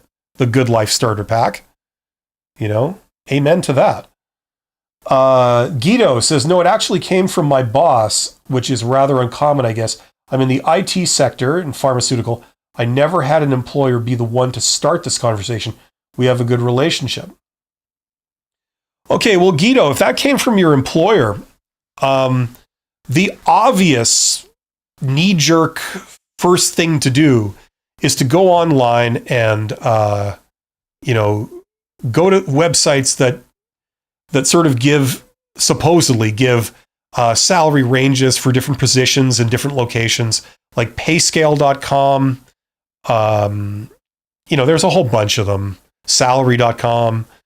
Sometimes they make you pay for this, but it's stupid. I'm curious to see if ChatGPT could give you something here. Okay, so what is the average salary for a person who works in IT? Let's say they're a project manager. They're working in IT in the pharmaceutical industry, and they're located in, I don't know, Billings, Montana. Can you tell me that? That might be a pretty tall order to get an answer on, but we'll see what this thing comes back with. We're one of these polls that everybody loves doing. So it gives you two possible responses and asks you which one you like the best. Is there any way to skip this? Probably not. No. Okay, whatever. I prefer this response. So what does it say?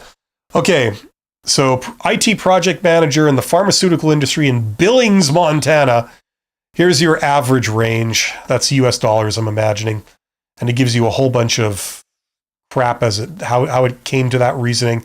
So, I mean, that's like the starting point is what I'm saying. Like if you don't know what to ask for, get a basic general idea of what the salary, get a crude grasp of the general idea when it comes to like what people pay in that industry, right? Okay. And then, you can sort of, if you find that it's way out of whack with what you're being paid, like this is not a failing of yours. This is a failing of theirs. What they should have been doing was they should have been giving you annual cost of living increases that gradually bring you up to where you should be, right? That's how they do these things, right? So that everyone is assessed and everyone is right where they're supposed to be, right? Based on their performance and based on what their job is and their responsibilities.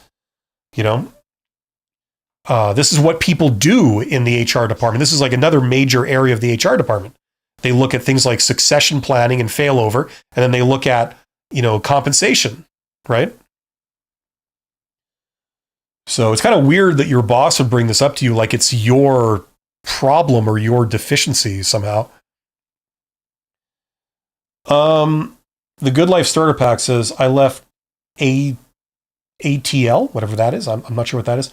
Headed to either New York City. Is that Atlanta? Atlanta. Is that what you mean? Headed to either New York City or Europe. Okay. Well, it's good to have a very specific, solid plan. I wish you the best of luck. Good Life Starter Plan. Revenger211 says, I tapped into the hidden job market before, but it always felt opportunistic, like I'm using said person to land a job, so I felt weird about doing it.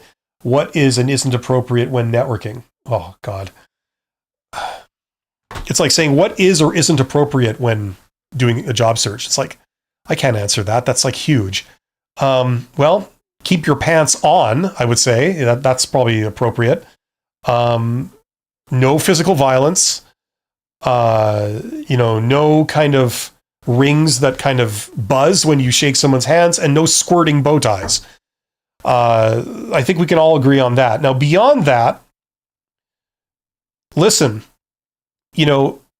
imagine if someone came to you and said, like, I did try to apply for a job once, like someone who hasn't had a job in 10 years. They said, you say, well, why haven't you applied for a job? And they say, well, you know what? I did once try to apply for a job, but they said no. So I concluded that it's just pointless. What would you say to that person? I think most people would say, well, you obviously gave up too soon. I mean, just because you tried once and fail, it doesn't mean that you should abandon the whole effort. That effort will lead you to a job, but you're going to get rejected several times first, right? Well, hello, networking is exactly like that. Like, you can try it, and if you don't succeed, in the beginning, it's like, does that mean it's all pointless? Of course not. If you don't believe me, like, once again, let's do this again. Here.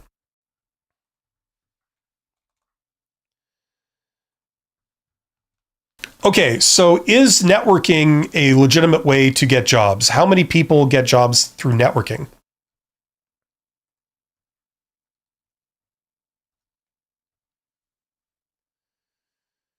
Okay, yes, networking is not only legitimate, it's the number one way people actually get hired. Now you can read the rest of it, okay? 70 to 85% of all jobs are filled through networking. Okay, so like, go do your own research, like don't take my word for anything. Don't take ChatGPT's word for anything. Go and do your own research on this. Maybe it's worth redoubling your efforts and learning a bit more of how this stuff works, okay? So it starts with the idea that networking is simply people talking to other people or people communicating with other people. It can be done online. It can be done virtually, right? This is why it's great for introverts. You might not feel comfortable like knocking on someone's door and trying to sell them something, but you might be comfortable sending messages or posting in forums or doing things online, sending emails, right? Especially if it's a situation where you're not expecting necessarily to hear back unless the person is interested. That's even better. You don't have any rejection communications, that we all love so much. So that's what networking is. You don't have to know people in advance. Things like we talked about earlier this stream, like direct outreach, that's where you don't know anyone, but you find the employers around you, physically located near where you live, within, say, commuting distance, that have potential to hire people like you. Okay, say you have a degree in engineering. Well, let's find all the engineering companies that are located near you, right?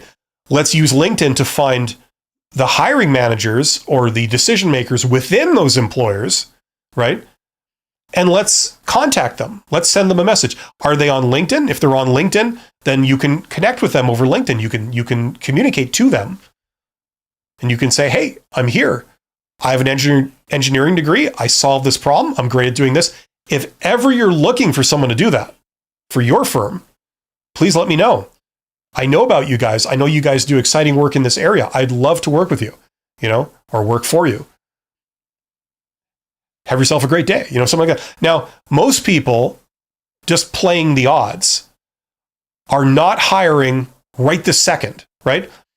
But statistically, you'll find that some people are. Even if it's just like 5% of all those firms, they might be hiring someone like you right now. And you just fell right into their lap, right? Like your message just arrived right at the right time when that hiring manager realized, I got to hire somebody.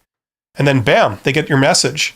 And they're thinking like, hey, if this person works out, that could save me a lot of time and effort. Because quite frankly, I don't like having to hire someone. I don't like sitting in rounds of job interviews. I don't like dealing with recruiters and, writing job descriptions and crap like that. I got my actual job to do. This is all like extra crap on top of it. You know what I'm saying? If we could just find someone good that works out and I get along with, great. Can we just skip to that, please? That's what they're looking for, right? So if your message lands right in their lap right then, it can really work out. So that's one thing in the world of networking. Like direct outreach is one method of several, right? So learn about this stuff. It's great for introverts because you can do a lot of this stuff on the internet. You don't need to be in person. You don't need to know anyone ahead of time. I encourage you. It's not opportunistic in other than in the sense that you're saying, hey, I can do this for you. Do you need someone to do that?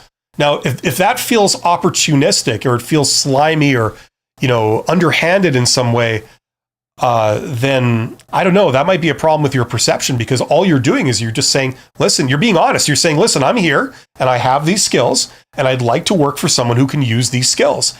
Now, if that's you, let's talk. I don't think there's anything underhanded about that. I think that's something perfectly honest and it's certainly more forthright. It feels a lot better than some of the stuff you're asked to do when you go through recruiters and some of the things you have to be subjected to there. So, but I encourage you to learn all you can about this stuff. If direct outreach isn't to your liking, there's many other things. So check it out. Alpipal says, thank you. That helps. Also, does it ever pain or burden you when your boss calls you an investment? No, that's actually a good thing. Like, Like an investment is something you voluntarily choose to put money into. Like you put time, effort, and money into because you believe it will pay off later. So an investment is actually a compliment. That's actually a good thing that someone says, right? Now, maybe you're talking about like, does it feel dehumanizing in a way? Like, I'm not an investment, I'm a person. But at least in the way I think, that's not how it's meant. It's not meant to be like, oh, you're just a thing that I use. It's like, no, it's actually a compliment, right? The Good Life starter pack says, not your vault. Okay. Right on. There's 31 people here. Thank you for being here. You guys are awesome. Listen, if anyone has any more questions, I'm going to be here for another couple minutes. So get those in, after which I'm going to be signing off. If you're here and you're between jobs, check out that course. That's helped a lot of people. It can help you too. If you're interested in all the sort of hidden job market stuff I've been talking about, the networking stuff for introverts, if that's what you're interested in, that's where I put all that stuff. It's all in there. Check out the course, link in the description below.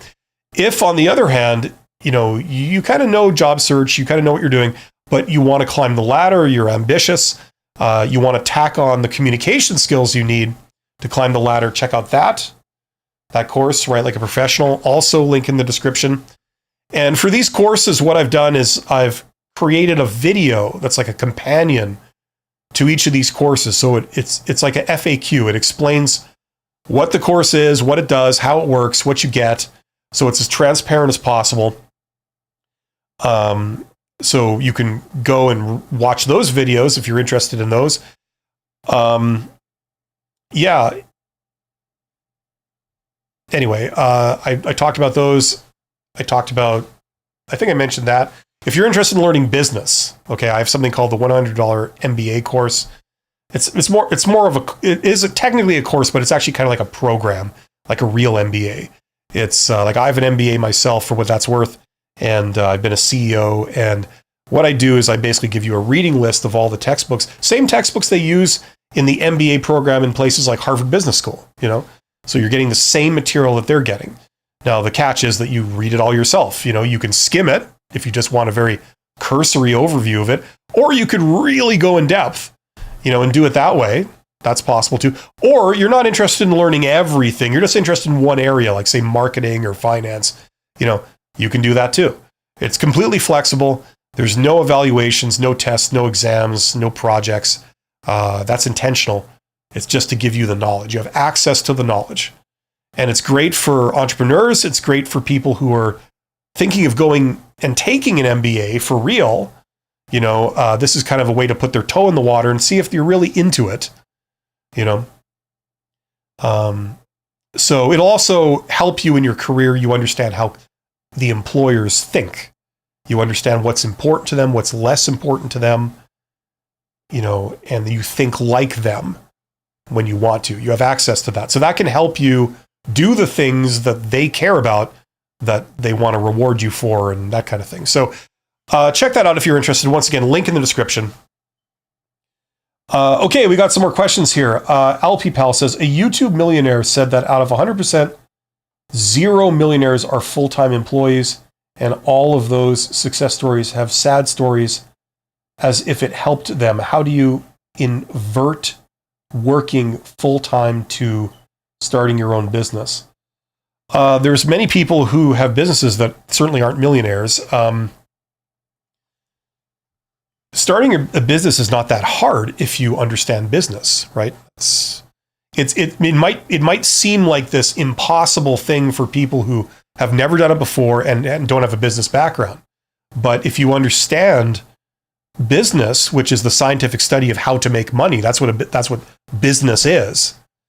Like if you want to understand money, learning business is the thing you do. That's what it is. It's the scientific study of how to make money. If you want to know how to make money, you learn business. That's what it is. So if you have a background in business, starting a business, entity, a business unit is not this like extremely challenging mystical thing. It's pretty straightforward, right? I mean, on the dull end of things, you mentioned YouTube. It's like, that's like, look at a YouTube channel. How much does it cost you to start a YouTube channel? Like zero? I mean, you have to have access to the internet and you have to have a device. So, okay, it's not zero, but it costs you something, but minimal, and then if you know what to do, you can make money with it, right? So now I don't know if this person you mentioned is a millionaire because of YouTube, or they're just a millionaire who got onto YouTube. I'm not sure, but you know what I mean? Like, if you can have a YouTube channel, you can have a business. You know what I mean? You just have to know what to do. So, that's the catch, right? And so learning what to do is the difference between people who can't make any money and people that make millions, like in your example, a millionaire, right? So get that knowledge, start when you're young. I wish I had started younger than I did. I wasted at least 10 years of my life because I was in engineer mode. Engineer mode to me was like, oh, soft skills are pointless. Learning business is pointless because it's all slimy and it's all nepotism anyway. It's like, no, wrong. I wish someone had taken me at like age 20 and shaken me and said, no, that's wrong. Those things you believe, they're wrong. Start on your journey of learning these things.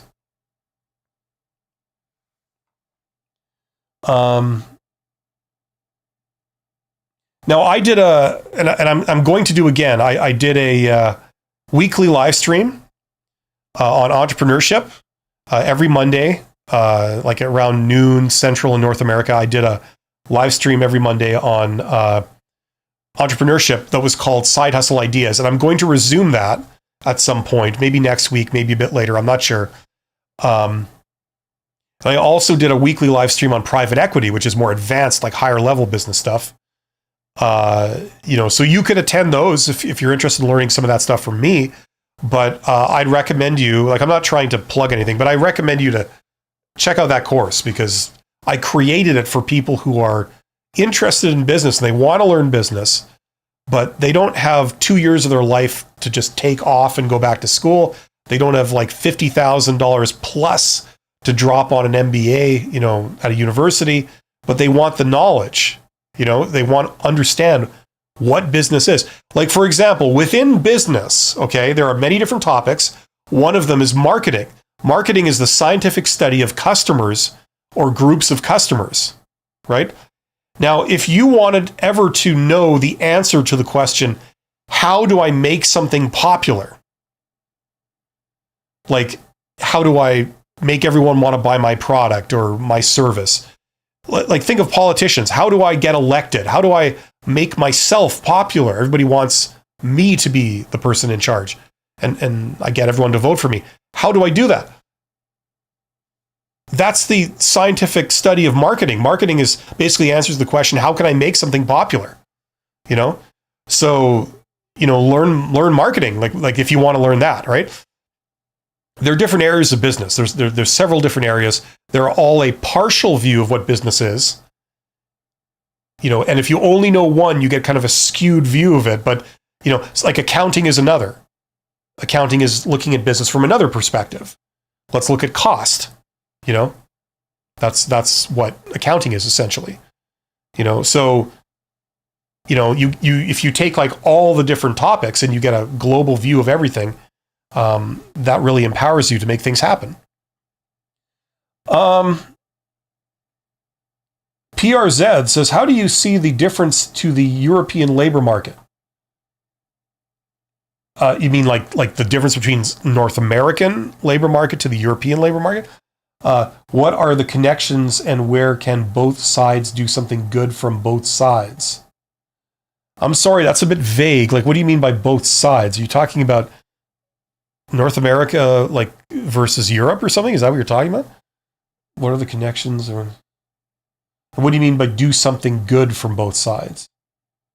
I'm sorry. If you give me a little more information about precisely what you mean, PRZ, I'll be happy to get into that with you. And Guy Incognito was talking to Alpipal.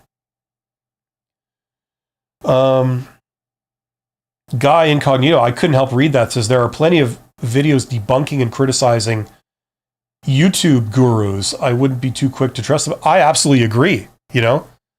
It's like, I'm not a YouTube guru. I'm just giving people my opinion on different things, and I always encourage you, think for yourself and go do your own research on things. Don't believe me. Don't believe anyone else automatically. Just go and learn. Now, if I can give you ideas, that you can try, go out and do that, great. If I can stimulate you thinking about certain things and trying to help you along, that's great. But see, I actually talked about this in like a recent video. The thing about YouTube is it's almost like journalism used to be.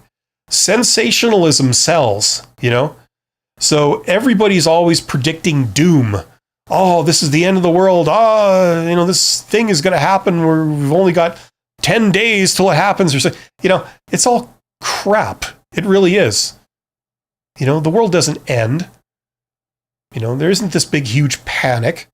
It's just that they're inflating it like that to make people worried so that people click on their thing, And I'd be lying if I said I didn't feel the temptation to do that myself on YouTube. That's what YouTube's about.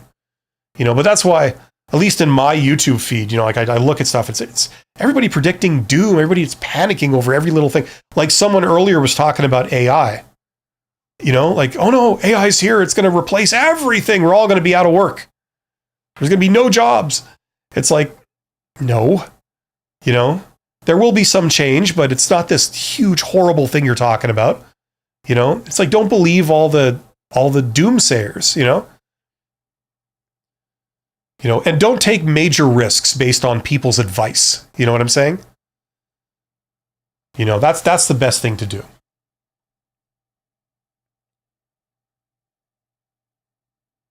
Oh, and the other thing, there's a flip side to the debunking thing and criticizing. Everyone can criticize anything, right? Like for example, on my YouTube channel, every day I get hate directed at me. In the beginning, it was because I had some popular videos where I signed off and I said, always remember, you're awesome, And I got hatred coming to me saying like, how dare you say that to me? You don't know me, it just shows that you're full of crap, and like, what I'm saying? No matter what you do, you're going to get all kinds of opinions, all kinds of reactions. So, there's some people that think the earth is flat. There are some people that think that, the climate is not changing or something, it's like, you know what I mean? Like there's all kinds of opinions out there. So you can always criticize or debunk anyone, when they have an opinion on something or a recommendation. So you have to cut through all that yourself. You have to decide what works for you and invoke some critical thinking skills, Because I'll be the first to admit, especially on like platforms like YouTube, there's a lot of crap, a lot of misinformation, Okay, Alpipal, it's talking to Guy. Pierre said, what is the general difference to the labor market if you are also involved with the European? Yep, you said that. What does that mean? A difference is like a comparison between two things. You've mentioned the European labor market. What are you comparing it with? The difference between that and what is my question. Are there things that are easier on the European market than in the States? Okay, there we go. Okay, I'm not in the United States, so you're asking me about the United States. I don't know. Yeah, the answer is yes. I don't know about the specifics. I'll tell you what, let's do an experiment, you and me, okay? You know what I'm going to do, okay? Okay, are there any differences between the European labor market and the United States labor market?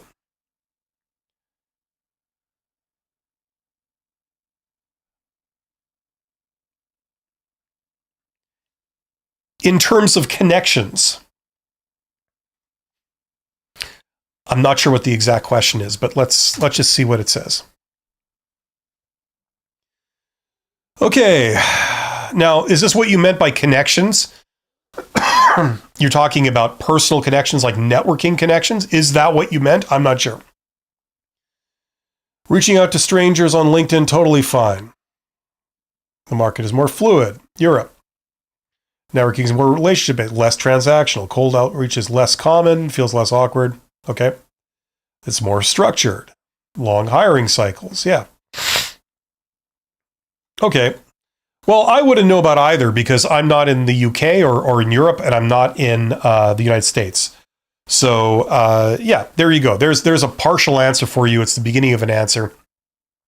I would encourage you to do this kind of query yourself, and then you can go from there. And then you can ask much more specific things, okay, about it.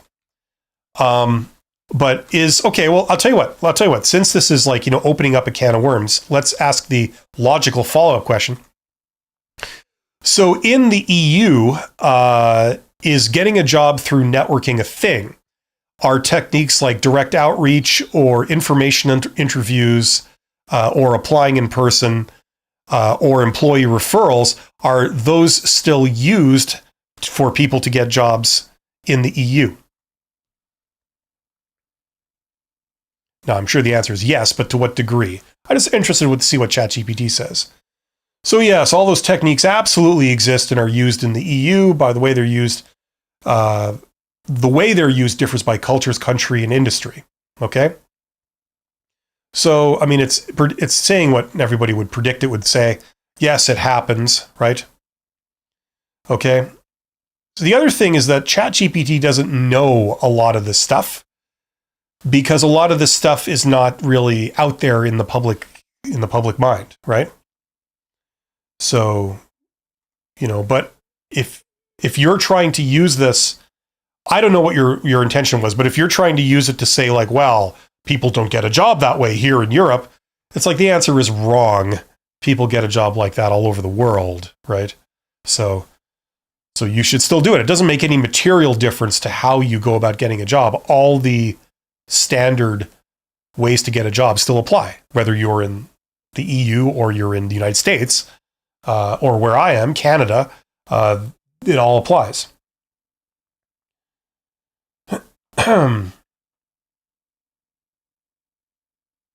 Okay, Alpipal says, speaking of school and investment, some people say it's a scam. Sure, it could be a big investment into a lost cause, but it's like, how do I know I'd be successful ahead of feel passionate? Okay. Like you're talking about education. Is education a scam? The answer, like a lot of things, is yes and no. Sometimes it is, but a lot of times it isn't, right? Like getting a degree in engineering, is that a scam? No, of course not, because you're learning something legitimate. And assuming you're paying like a reasonable price for it. They're not saying it'll be $500,000 tuition to get a degree in engineering. You know what I mean? Getting a medical degree, being a medical doctor, is that a scam? No, it isn't. They're teaching you something very valuable, very necessary. And if they are charging like somewhere around the market price for it, I don't see how that would be a scam. But there are some things where, like, I worked in education for a little bit just on the side because I was asked to do some teaching, and I kind of saw the ugly side of it where, they view students as customers and they want to maximize their revenue for various reasons. And they view, sort of getting more and more customers as like the way to do that. So they've eroded the standards of education just so they can sell something. So I have seen that. So where I've seen that, it's in like sort of Mickey Mouse kind of programs that aren't regarded very highly, and it's very easy to see which programs are BS and which ones are valid in the real world. It's very simple. You go on LinkedIn. You might need the premium version of LinkedIn to do this. So if you don't have it, get their free month trial of the premium thing and then cancel before the end of the month so you can get it for free. And enter in the name of the degree, like this degree from this school, and then do a people search. Do a people search in your geographic region, so your city or your region, and see the people that come up as results. So they either have that degree or that qualification, or they're studying for it right now. Now, if they have it, let's look at their profile. What jobs are they in? Are they all CEOs of Fortune 500 companies? Or are they all working down at the local coffee shop or local gas station. That gives you an idea of the value of that education. You even, if you really wanted to, you could then reach out to some of these people and say, hey, I notice you have this degree from this school. I was thinking of taking that. Can I ask you, what were your experiences? Do you feel it was very useful? Do you regret it? What can you tell me about it? Like you could send them a message or something, right? If you wanted to, but just doing the query, right? If you want to know if education is required for the job that you're wanting to get, let's say you have an ambition to become like marketing director of a pharmaceutical company, whatever. That's your ambition. Go to LinkedIn, get the premium version, do a people search, and say marketing director, pharmaceutical company, or whatever. Marketing director, and then you restrict the search to like pharmaceutical industry, right? Pharma. And you also restrict it to your geographic region, so your city or your region. And then see who pops up. It'll be people that are either in that role now or who have previously been in that role. Look at their profiles. What did they have? Did they all have PhDs, or did they all just have high school? So that can give you an idea of like, what do I need to be in that role? Look at like 50 of them. Like, what do they have in common? Do they all have like a bachelor degree and 25 years experience in this role? If they all have 25 years experience in that role, maybe you should get 25 years experience in that role if your ambition is to be in that position. You know what I'm saying? Like, that's how you can like get like some real world data on like how useful or how prominent certain things are, like educational qualifications. Okay, so like that's how you get feedback. That's how you know. If this is a thing that like nobody out there has, it's kind of hard to argue that you then need to have it to have a certain job. You know what I mean?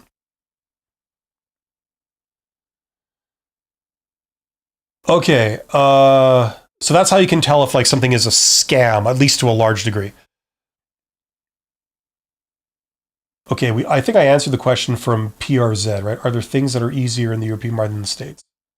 Yeah, I mean, these are extremely general questions. Like, yes, some things are easier. Other things won't be. Revenger211 says, I think PRZ is asking about similarities between the US and the European markets and benefits of either, I guess. Well, okay, never mind. All I can say is that I've given the sort of answer I can give. It's so general, I don't know where to begin with that. There are differences, yes. Some things are easier, some things aren't. You can go to and ask from an economic sense, but then get specifics on precisely what you're wondering about. Just wanted to ask for information, but it looks exciting. Yeah. And the other thing is the thing is, I don't care if 80% of people do one thing and only 20% do another. You could still do the thing that only 20% of people are doing and be successful if you know what you're doing. Just because the majority does this, does that mean you necessarily have to follow the herd? No, it doesn't. So these questions about statistics about where the jobs are. Oh, 58% of the jobs are here rather than there. So does that mean you have to look there? No. A lot of times it even is an advantage to kind of go against the grain, because these people are a dime a dozen. These people are more rare. So depending on the context and the situation, just getting these general statistics, it doesn't, in my opinion, it doesn't necessarily even inform you of what you should be doing. You know what I'm saying? For example, some people go to university, they study philosophy, they study fine arts, they study things that traditionally you don't have a overabundance of jobs in those areas. You know what I'm saying? So if you're if you're concerned about getting a job, they would say, okay, we'll go into this because this is the one thing that of all the things, this is the most in demand right now, right? But maybe you don't want to do that. Maybe you have no talent for that, no interest in that. but maybe you're interested in philosophy. Well, some people go into philosophy and they get a PhD in philosophy and they end up getting a fabulous job in philosophy based on their PhD. You know, just because it wasn't the most popular thing doesn't mean you can't succeed. You can succeed if you know what you're doing, you know? So maybe a better strategy is whatever you want to do, whatever you decide to do.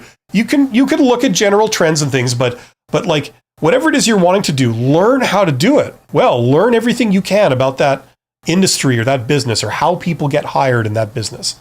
What's required to do different things. Learn all you can about that.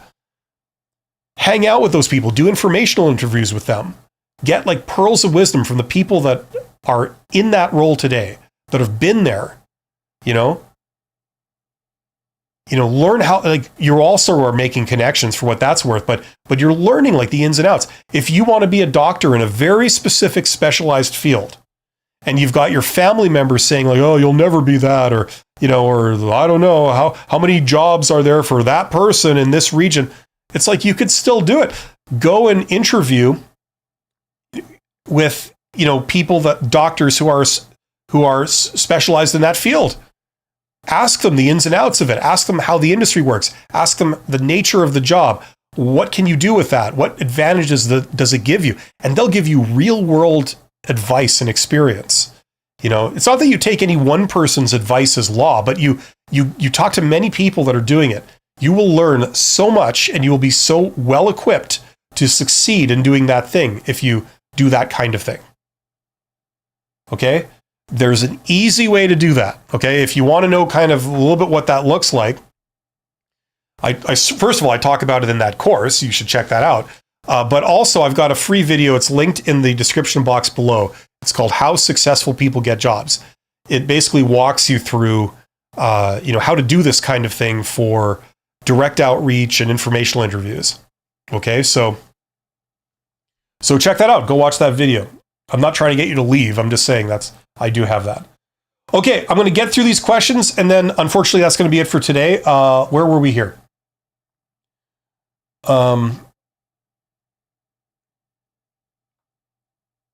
Okay, this moved on me. Sorry. PRZ says, just wanted to ask for information, but looks exciting. Okay. Clown World Junior.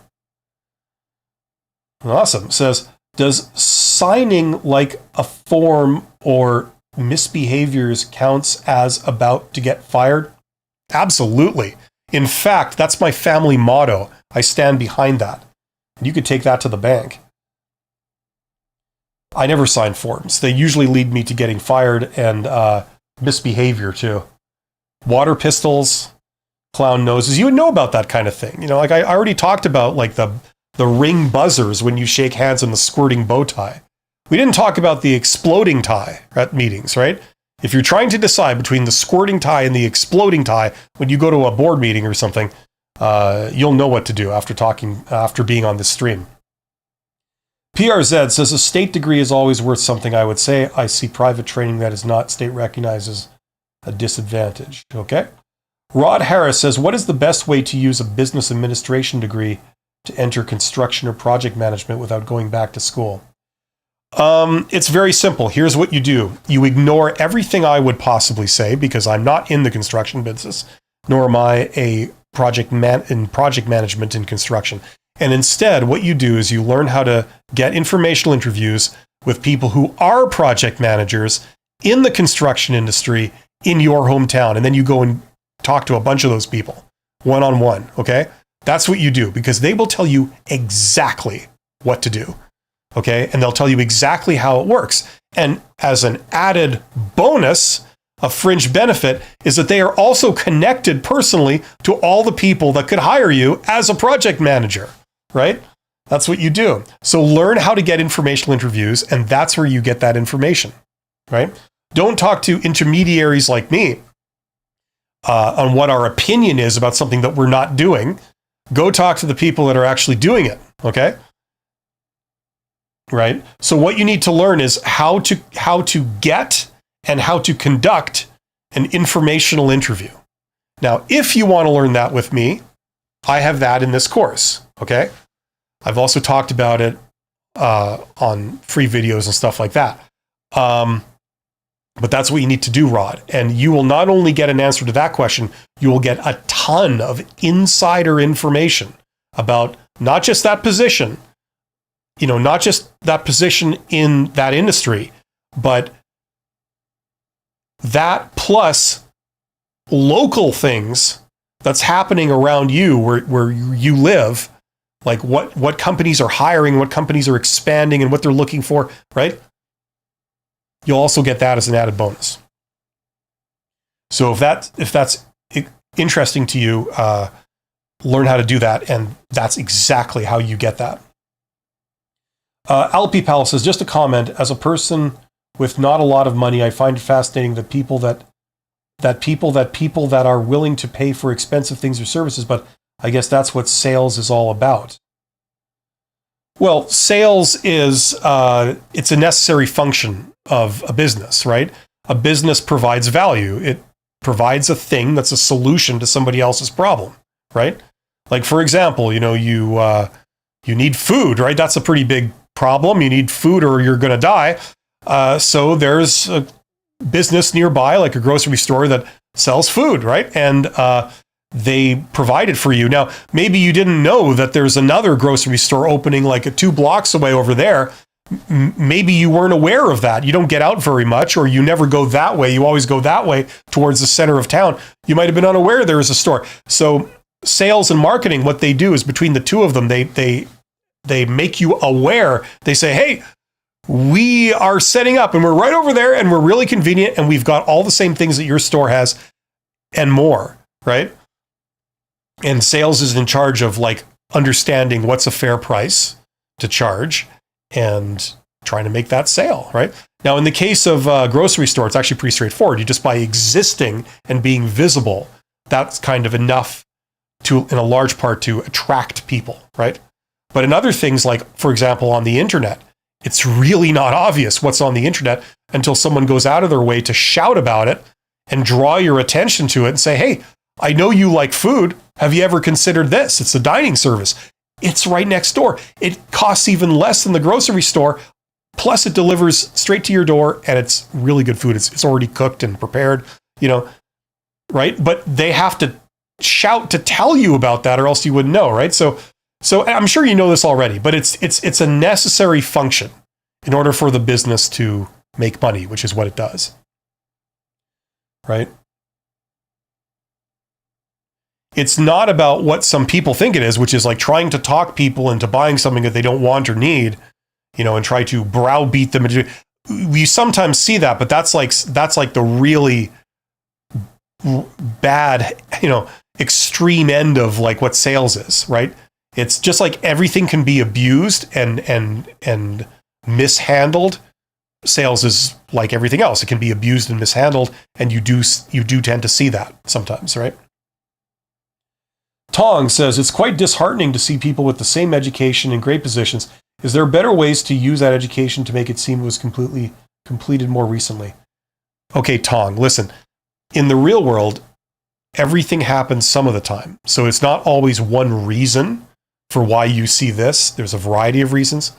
But I can tell you that you should think of it this way. They've got the same education that you have, right? Now, why is that? Does that suggest it's only about education? No. In fact, it's usually about other things too. Now, what could it be, right? If it's not all about education, what could it also be about? Well, it could be about soft skills like communication skills, how professional you are, things like this. Can you do public speaking? Can you present? Can you sell? Can you persuade? Things like this. These are all skills that are pretty basic. They're pretty simple to learn. And then you practice it for a year or two and bam, you're an expert. You're perfectly competent. The way they present themselves, do they dress up? If you're there in sweatpants and a t-shirt and they're there in a 3-piece suit, maybe that's a factor, right? But the other thing is usually the thing that one of the critical things is networking, right? People hire people they know and trust. It's just that simple. If you could hire anyone to do something for you, you need to move your furniture, right?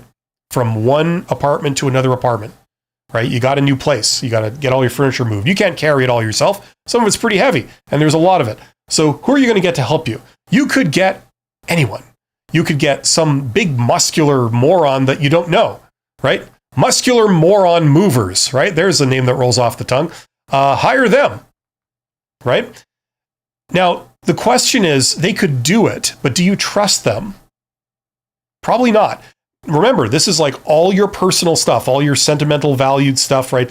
You know, there might be some valuables in there too, right? Would you get them, or would you get your brother? Right? Or would you get a friend? Now, why do you hire your brother and your friend? It's because you trust them, you know them, right? So when there's a moving job up for grabs, who gets it? Your brother and your friend, right? Now, is that unfair? It depends how you look at it. You could say it's not unfair because these people have earned your trust. You know that they're not just going to load it into the truck and drive away, never to be seen again. You know what I mean? Like, you trust them. And that's what's important. That's the most important thing, right?